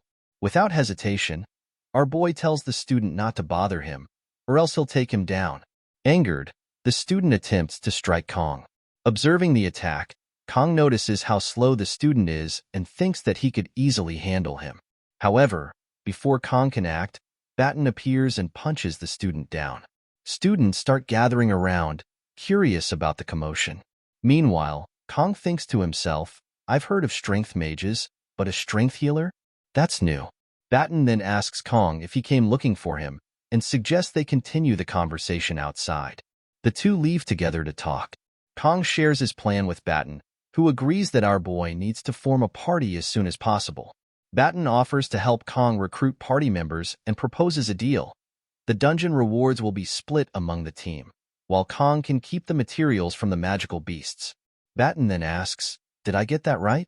Our boy responds that if Kong were to gather a party on his own, no one except Chloe would join. However, if Batten helps with the dragon class, it might be easier, or so Kong thought. Batten informs Kong that a party must have at least 4 members to obtain dungeon clearance permits. He adds that if it weren't for academy rules, someone like Kong could easily clear 5 or 6 dungeons alone. Our boy quickly counters, saying, I can't even clear 1 dungeon alone. Hearing this, Batten accuses Kong of lying, reminding him that Kong single-handedly defeated a mermaid. Batten remarks that being overly humble is annoying. Hearing this, Kong thinks to himself that Batten genuinely believes our boy is simply being modest. Batten then comments, it looks like you're doing better now. Our boy replies, thanks to the good treatment, and I rested for a few days. I'm feeling much better now. Batten finally agrees, saying, "All right, fine. I'll take your offer. There's no reason to refuse, and I have a feeling that working with you will be a new experience." Kong thanks Batten, who then inquires, "Do you have any dungeons in mind?" Kong replies, "The C-rank Buffalo Dungeon." Batten responds, "Are you talking about the dungeon in Cheelwyn?" Our boy nods and says, "Yes." Batten remarks, "A Buffalo Dungeon. That's a classic. So, it's me, you, and Chloe. That makes 3 members. Do you have any preferences for the 4th member?" Kong replies, "I'd prefer it not to be Rachel or Leon." Hearing this, Batten laughs and says, "Don't worry. Neither of them will be able to come anyway. Rachel has been in seclusion since she was hospitalized after training in the academy grounds, and Leon is preparing for upper-grade dungeon raids with the 2nd and 3rd-year students." Kong thinks to himself, "That's good." Batten then says, "There is one person who comes to mind. By now, she's probably sleeping there." Surprised, Kong asks, "Sleeping at this hour?" Batten shrugs and replies, "That's just how she is." With that, Batten gestures for Kong and says, "Let's go to the cafeteria." As Batten mentions he needs to buy something, the scene shifts to later that night. Both Batten and Kong arrive at a house. As they enter, our boy looks around, thinking to himself that he didn't know the academy had such a place. Even during Kang's time playing Miracle Blessing M, our boy had never come here. In Kang's past life, our boy was a Japanese cuisine chef, though he never actually visited Japan. Kong always wanted to go but never had the chance. Looking around now, he feels a sense of vicarious satisfaction. Then, Kong notices archery arrows scattered around the place. Before he can process this, Batten finds the person he was searching for, fast asleep inside the house. Batten approaches the girl and tries to wake her up, but she doesn't budge. Batten then tells the girl, "I brought your favorite from the cafeteria." Hearing this, the girl instantly wakes up and eagerly asks, "Where is it?" Batten points to Kong and says, "He has it." Without wasting a moment, the girl rushes toward our boy with incredible speed, grabs the bag from Kong, and they both fall to the ground. It turns out the bag contains chocolate. The blue-haired girl, now lying on top of our boy, enjoys the chocolate blissfully, leaving Kong shocked and unsure of what just happened. Smiling, the girl then looks at Kong and asks, "Do you have any more chocolate?" Our boy reflects on the narrative of Miracle's Blessing, a story centered around the protagonist, Leon, and featuring numerous heroines. Among these heroines is Abel von Nibelung, officially designated as the main heroine by the game developers. While each heroine possesses unique charms and abilities, the game's story highlights Abel and Leon overcoming challenges together, culminating in the blossoming of their love. Even our boy found himself captivated by Abel's charisma, which led to the other heroines gradually fading into the background. Among these, the one who faded the quickest was Saki Ryoso, the daughter of Jialgung. In the present, Saki asks Kong if he has any more chocolate. After making her request, she turns around and comments that our boy looks a bit foolish. This observation resonates with Kong, who realizes that Batten had been thinking about Saki as the last member of the party. Kong now understands Batten's confidence. Our boy knows that Saki Ryoso is a top-tier DPS among ranged attackers. Although her contribution to the main story seems minimal, Saki is a skill-based character distinct from Leon. Her inclusion in Kang's party wouldn't disrupt the central plot, making her a valuable addition. Kong considers that maybe it will be fine. Saki then inquires what brings Batten here. Batten begins explaining the whole story, but Saki interrupts, telling him to stop talking nonsense and get to the point. Batten informs Saki that he and Kong are recruiting for the Buffalo Dungeon raid next week and that they will split the dungeon rewards, except for the horns. Hearing this, Saki walks toward our boy and states that Kong is the one who defeated Nox during the subspace training. Our boy confirms this with a simple yes. At this, Saki glares at our boy, leaving Kong confused about what's happening. Saki then turns around and remarks that since dungeon clear rewards also impact students' grades, there's no real reason for her to refuse. However, she notes that Kong seems less determined than she had expected. Hearing this, our boy thinks to himself that Saki is judging others while being half asleep herself. Saki then apologizes to Batten, stating that she doesn't want to work with someone who appears so unmotivated. Batten tries to convince Saki, reminding her that she witnessed Kang's duel and knows he isn't just an ordinary guy. Saki replies that perhaps Kang's opponents were simply weak. Frustrated, Batten tells Saki to stop talking nonsense. As Kang's opponent was someone from the Auditor family, Batten was about to reveal that Kang had also defeated the mermaid during the midterms. However, Batten stopped himself before he could say more. Instead, he told Saki that he couldn't explain further but insisted she should trust him and join the team. Saki, unconvinced, asked why she should trust him. Frustrated, Batten retorted, demanding to know Saki's excuse for refusing. Watching the two argue, Kang wondered what he should do.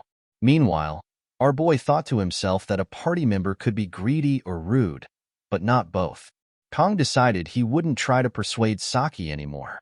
Turning to Batten, Kang said it was enough and suggested they leave, stating that Saki's attitude wasn't good for the party and that they should find someone better. Hearing this, Saki, with a serious gaze, remarked that the dungeon raid wasn't that urgent. Her words caught our boy's attention, and he turned to face her. Without hesitation, our boy reached under his coat and grabbed a sashimi knife, surprising both Batten and Saki. Kang then threw the sashimi knife at the arrow target board, and it landed squarely in the center. Without wasting a moment, our boy threw another sashimi knife at the other board, with equal precision. The knife passed right next to Saki and landed directly in the center of the board. With a straight face, Kang asked if Saki was interested now. On the other hand, Saki was left stunned by what she had just witnessed. The scene then shifts to the next day in the meeting room, where Kang entered with Batten and Chloe, only to find Saki already waiting for them. Seeing her, Batten remarked that Saki was early today. As they all sat down, Saki smiled at our boy and said, "Hi." Observing this, our boy thought to himself that the sashimi effect works every time. Batten, surprised, noticed that Saki had already completed most of the preparations. Saki informed him that the permits were ready. With that, Batten started the meeting. He explained that the buffalo dungeon housed C-rank demonoid buffaloes, commonly nicknamed water buffaloes. These buffaloes were known to charge from a distance, making close combat difficult. However, they were weak to ranged attacks. Batten then mentioned one critical rule. Under no circumstances should anyone open the stone gate at the center of the dungeon. Chloe inquired about what would happen if someone did. Batten replied that rumors suggested it might be some kind of seal, but it was just a hypothesis, as nothing had been confirmed. Saki then reminded everyone that the Academy's permit explicitly required them to leave the stone gate closed, so there was no reason to disobey this order. With a smile, our boy stated that he understood the importance of never opening the stone gate. Seeing this, everyone turned to look at our boy. Surprised, he didn't understand why he was suddenly the center of attention. Batten then asked Kang if he knew what was behind the stone gate. Our boy replied, "No," and added that, obviously, they shouldn't touch it. However, in his mind, Kang knew the truth. There was a hidden boss behind the stone gate. Hearing Kang's response, Batten sighed in relief, stating that he had feared the worst. Meanwhile, our boy thought to himself that the gate could only be opened under specific conditions and was locked by the system anyway. Despite the risk, the efficiency of this dungeon was unmatched. As our boy's thoughts wandered, he noticed Saki eating chocolate again. He commented that Saki must really like chocolate. Saki replied with a smirk, saying, "Intelligent people need chocolate." Suddenly, our boy remembered Chloe. Turning his attention to her, he saw that Chloe had slipped into her Yandere mode and was preparing to strike at Saki. Sensing something off, our boy thought to himself that they were watching. By they, Kang likely meant the elders. Looking at Chloe, our boy asked if something was wrong. Chloe replied, "It's nothing." In his mind, our boy decided to wait for the right moment, knowing that they would appear when the time came. The scene shifts to the outskirts of Chorwon. Inside the bus, our boy contemplates his return to the city, a place he had sworn never to revisit after Kang's discharge from the military. He had firmly believed that he would never set foot here again under such circumstances. As these thoughts occupy his mind, the bus begins to decelerate. Outside, he overhears someone asking the driver how they can be of assistance. The driver explains that they are transporting students from Waren Academy, prompting the worker to clear the path for them. Observing this, Kong ponders the need for civilian restrictions. He suspects it might be due to the area being a designated dungeon zone, where security measures are stringent. He also considers how the elders must be monitoring every move he makes. Just then, Batten steps forward and offers Kong some eggs, noting that they are a national staple. Our boy declines politely, wondering internally if people even consume these anymore. Attempting to lighten the mood, Batten comments on Kang's apparent nervousness over what he considers a mere C-rank dungeon. He encourages Kong to relax. Kong laughs off the concern, assuring Batten that he is fine. Batten then turns to Saki to offer eggs, to which Saki also responds with a no. And in the front, we find Chloe asleep, still clutching her sword. Batten comments, questioning whether Kong is planning to show off again. Our boy responds with a simple no. Meanwhile, Saki is caught staring at our boy, but as Kang's gaze meets hers, she quickly diverts her eyes. This makes Kong feel increasingly scrutinized, and he wonders why everyone seems to be watching him so intently. Upon arriving at their destination, Chloe wakes up, thrilled by the pleasant weather and the beautiful scenery. Our boy reflects silently that this very location was once a nest for an ancient demon, now transformed into a mere farming dungeon. Batten notices Kang's large bag and curiously asks why he's carrying so much luggage. Our boy teases if Batten wants to know what's inside, then proceeds to open the bag to reveal an assortment of sashimi knives. Batten, surprised, asks if Kong intends to sell the knives here. Our boy replies, preferring to err on the side of caution, "It's better to be safe than sorry." Batten chuckles, remarking that Kong sounds like an old man, but he acknowledges that Kong must have his reasons. Chloe then steps forward, stating she will take the lead as usual. Our boy expresses his reliance on her skills as their team advances. As they reach the dungeon's gate, they encounter two security guards stationed outside. Upon noticing the group, one of the guards asks if they are from Awakens Academy. Chloe confirms, and the guard instructs them to sign their names in the visitor log. While everyone completes this task, our boy notices a subtle change in the guard's expression as he writes his name. This leads Kong to suspect that the guard might be concealing something. As Kong ponders this, Batten calls out to him, urging him to hurry up so they can enter the dungeon together. Once inside, Batten cautions everyone to stay alert. However, our boy remains preoccupied with the guard's reaction. The uncertainty in the guard's eyes seemed evident when he saw our protagonist's name in the log. Despite the suspicion, Kong reassures himself that things will be fine. As they proceed, our boy observes graffiti on the walls, apparently left by tourists. He muses about when dungeons became tourist attractions and finds the behavior of nobles peculiar. At that moment, Saki takes Kang's hand, telling him she is tired. Our boy acknowledges her fatigue, and Saki suggests that something sweet might help her feel better. When Saki inquires if Kong has anything sweet, he rummages through his pockets and hands her a piece of candy. Upon seeing it, Saki admits that she isn't very fond of candy and asks if he has any chocolate instead. Frustrated by her pickiness, our boy suggests that Saki should have brought her own. Saki responds that she is saving her chocolate for later. As Saki reluctantly eats the candy, our boy thinks that she needs to focus more on the mission. At that moment, Chloe alerts the group that 3 to 4 monsters are approaching from 200 meters away. Batten quickly instructs everyone to stick to the plan, assuring them that the monsters won't pose a threat if they do so. He then directs Chloe and Saki to advance while he prepares to cast a spell to enhance their strength. As the action unfolds, Saki readies her bow, which Kong recognizes as an S-grade weapon, the Crimson Bow. He is confident that with such powerful equipment, clearing the dungeon will be straightforward. However, Saki suddenly remarks that something feels off about her weapon, pondering if it has been too long since she last used it. Our boy begins to question if he can truly rely on Saki at this critical moment. Just then, Saki realizes what she's missing. She retrieves her chocolate and eats it, declaring that now everything is perfect. Seeing this, Kong begins to question whether he can truly trust Saki. Meanwhile, as the monsters emerge, both Chloe and Saki charge forward. Batten casts a spell to increase their strength. Chloe leaps into the air, wielding her weapon to strike a monster, taking it down with a single blow.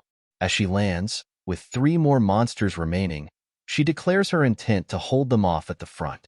As Chloe advances, Batten yells for her to fall back according to their plan. At that moment, Saki draws her bow and launches 3 arrows, each striking true, and she successfully downs the remaining 3 monsters with impressive ease. Saki smirks, remarking on the ease of their victory, and then indulges in her chocolate. Observing this, Kong contemplates the potential repercussions if his teammates were to break the horns. Despite this concern, he acknowledges that having a skilled DPS like Saki, who proves her prowess repeatedly, is invaluable. Kong then considers whether he should start gathering his enhancement materials to further their advantage.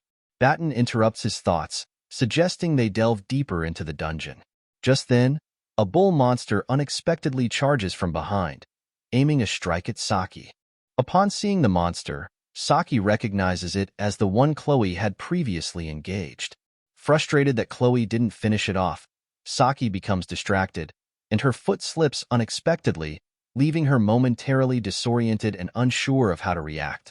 Just as the bull monster is about to strike, our boy heroically intervenes, swiftly taking it down with a single strike of his sashimi knife. Saki is astonished by his quick action. Concerned, our boy asks Saki if she is all right, which causes her to blush. The scene then transitions to the outside, where a phone begins to ring. The guard answers it with a respectful, "Yes, sir," confirming Kang's suspicions that the guard is indeed collaborating with the elders. Then, we see our boy grab the horns of the bull monster. Kong states that these horns are the reason he came to this dungeon. Buffalo horns, a versatile C-rank reinforcement material used for weapon upgrades and various other purposes. Deciding to take as much as he can carry, Kong begins collecting them.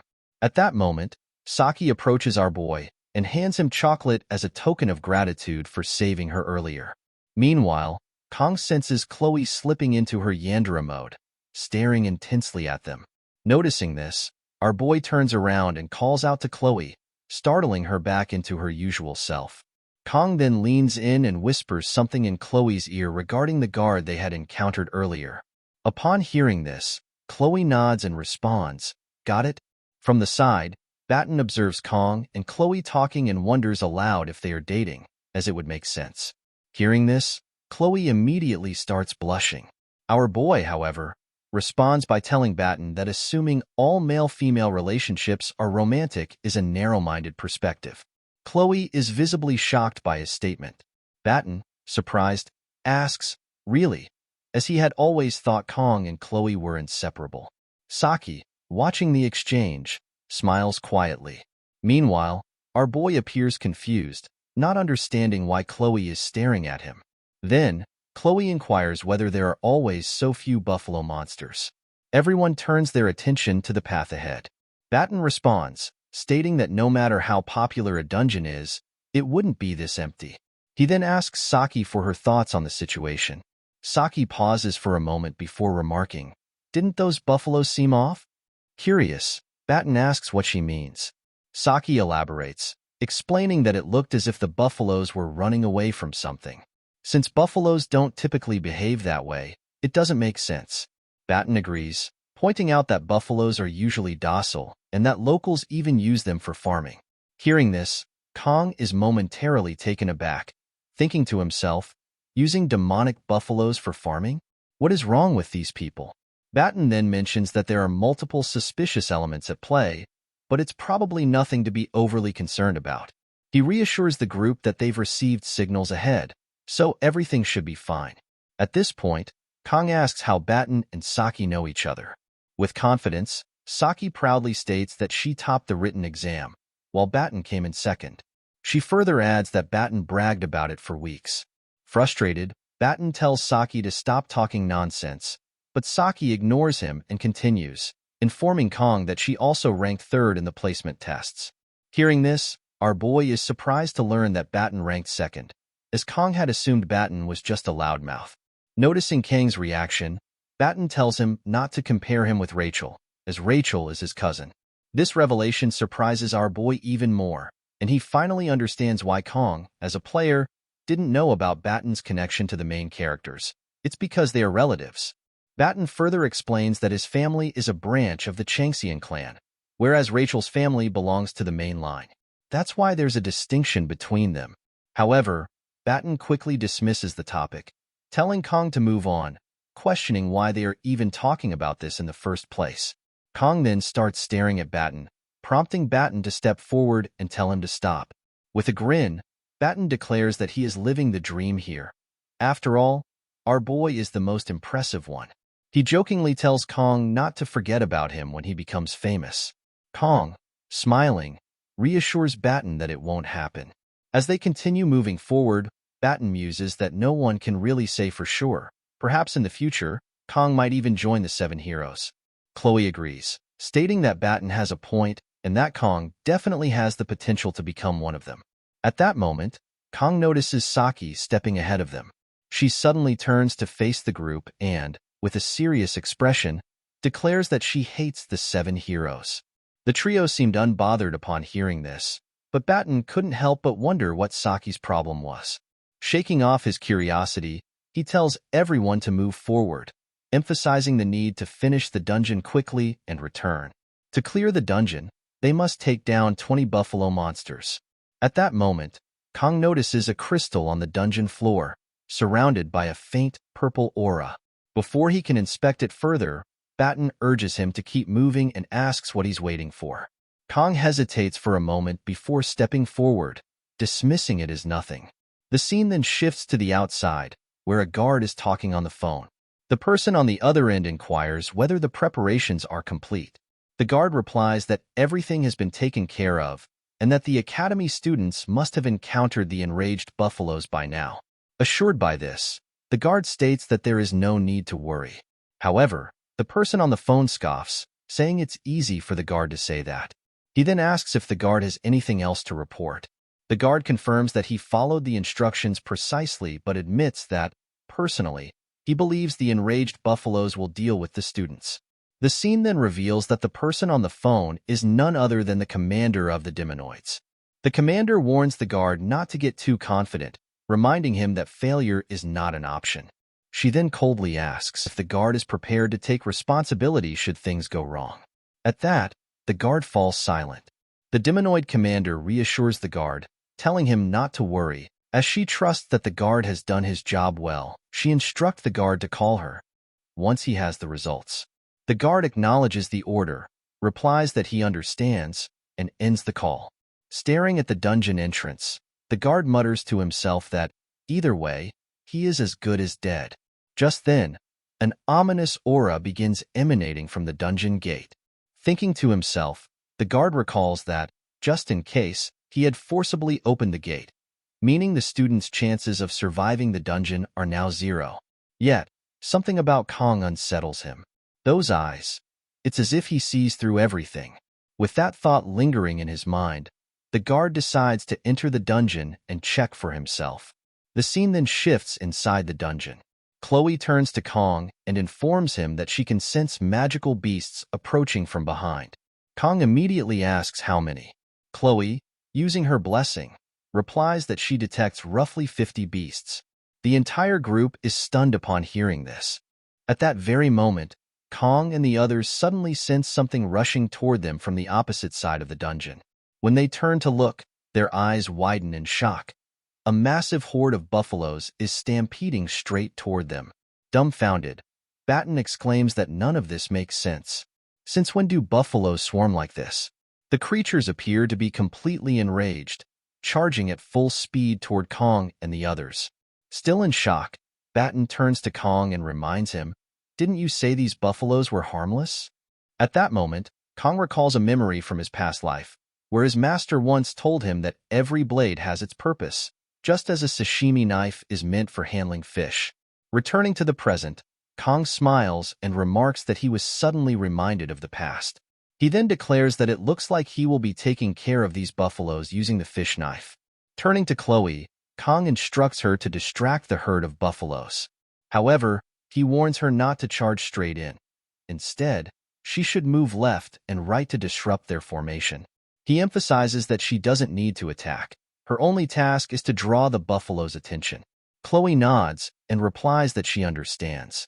Next, Kong turns to Batten and asks if he's ready. Grinning, Batten confidently responds, "I was born ready." Meanwhile, Saki struggles to understand why Kong remains so calm, considering they are about to face 50 buffalo monsters. Kong then gives her instructions, telling her to hold the front and stop anything that gets too close. Saki acknowledges the order, replying with a firm okay. Still puzzled, Saki turns to Batten and asks why Kong seems so composed. Batten, with a knowing smile, simply tells her not to be surprised. However, Saki remains confused, unable to grasp what Kong is planning. The scene then shifts to Kong, who thinks to himself that he shouldn't overthink it. That's why our boy came prepared. No matter what stands in front of him, no matter how many enemies there are, Kong will take them all down. With that resolve, Kong draws his weapons and activates the blessing of the sword god. As one of the buffaloes charges toward him, ready to attack, Kong doesn't hesitate. He surges forward as well, swiftly throwing his daggers toward the oncoming beast. Meanwhile, Saki remains in shock, still unable to comprehend how Kong plans to handle all those buffaloes alone. Saki was stunned to see Kong effortlessly defeat dozens of buffalo monsters in a split second. Meanwhile, Chloe, using her feline's blessing and a spell named Schrodinger's cat, took down 3 buffalo monsters with a single strike. Our boy charged forward, handling the buffalo monsters that came before him one by one. Kong quickly disposed of them, but suddenly, a group of buffalo monsters charged together at him. Caught off guard, Kong couldn't strike back in time. The buffaloes pounced on him, leaving no room for escape.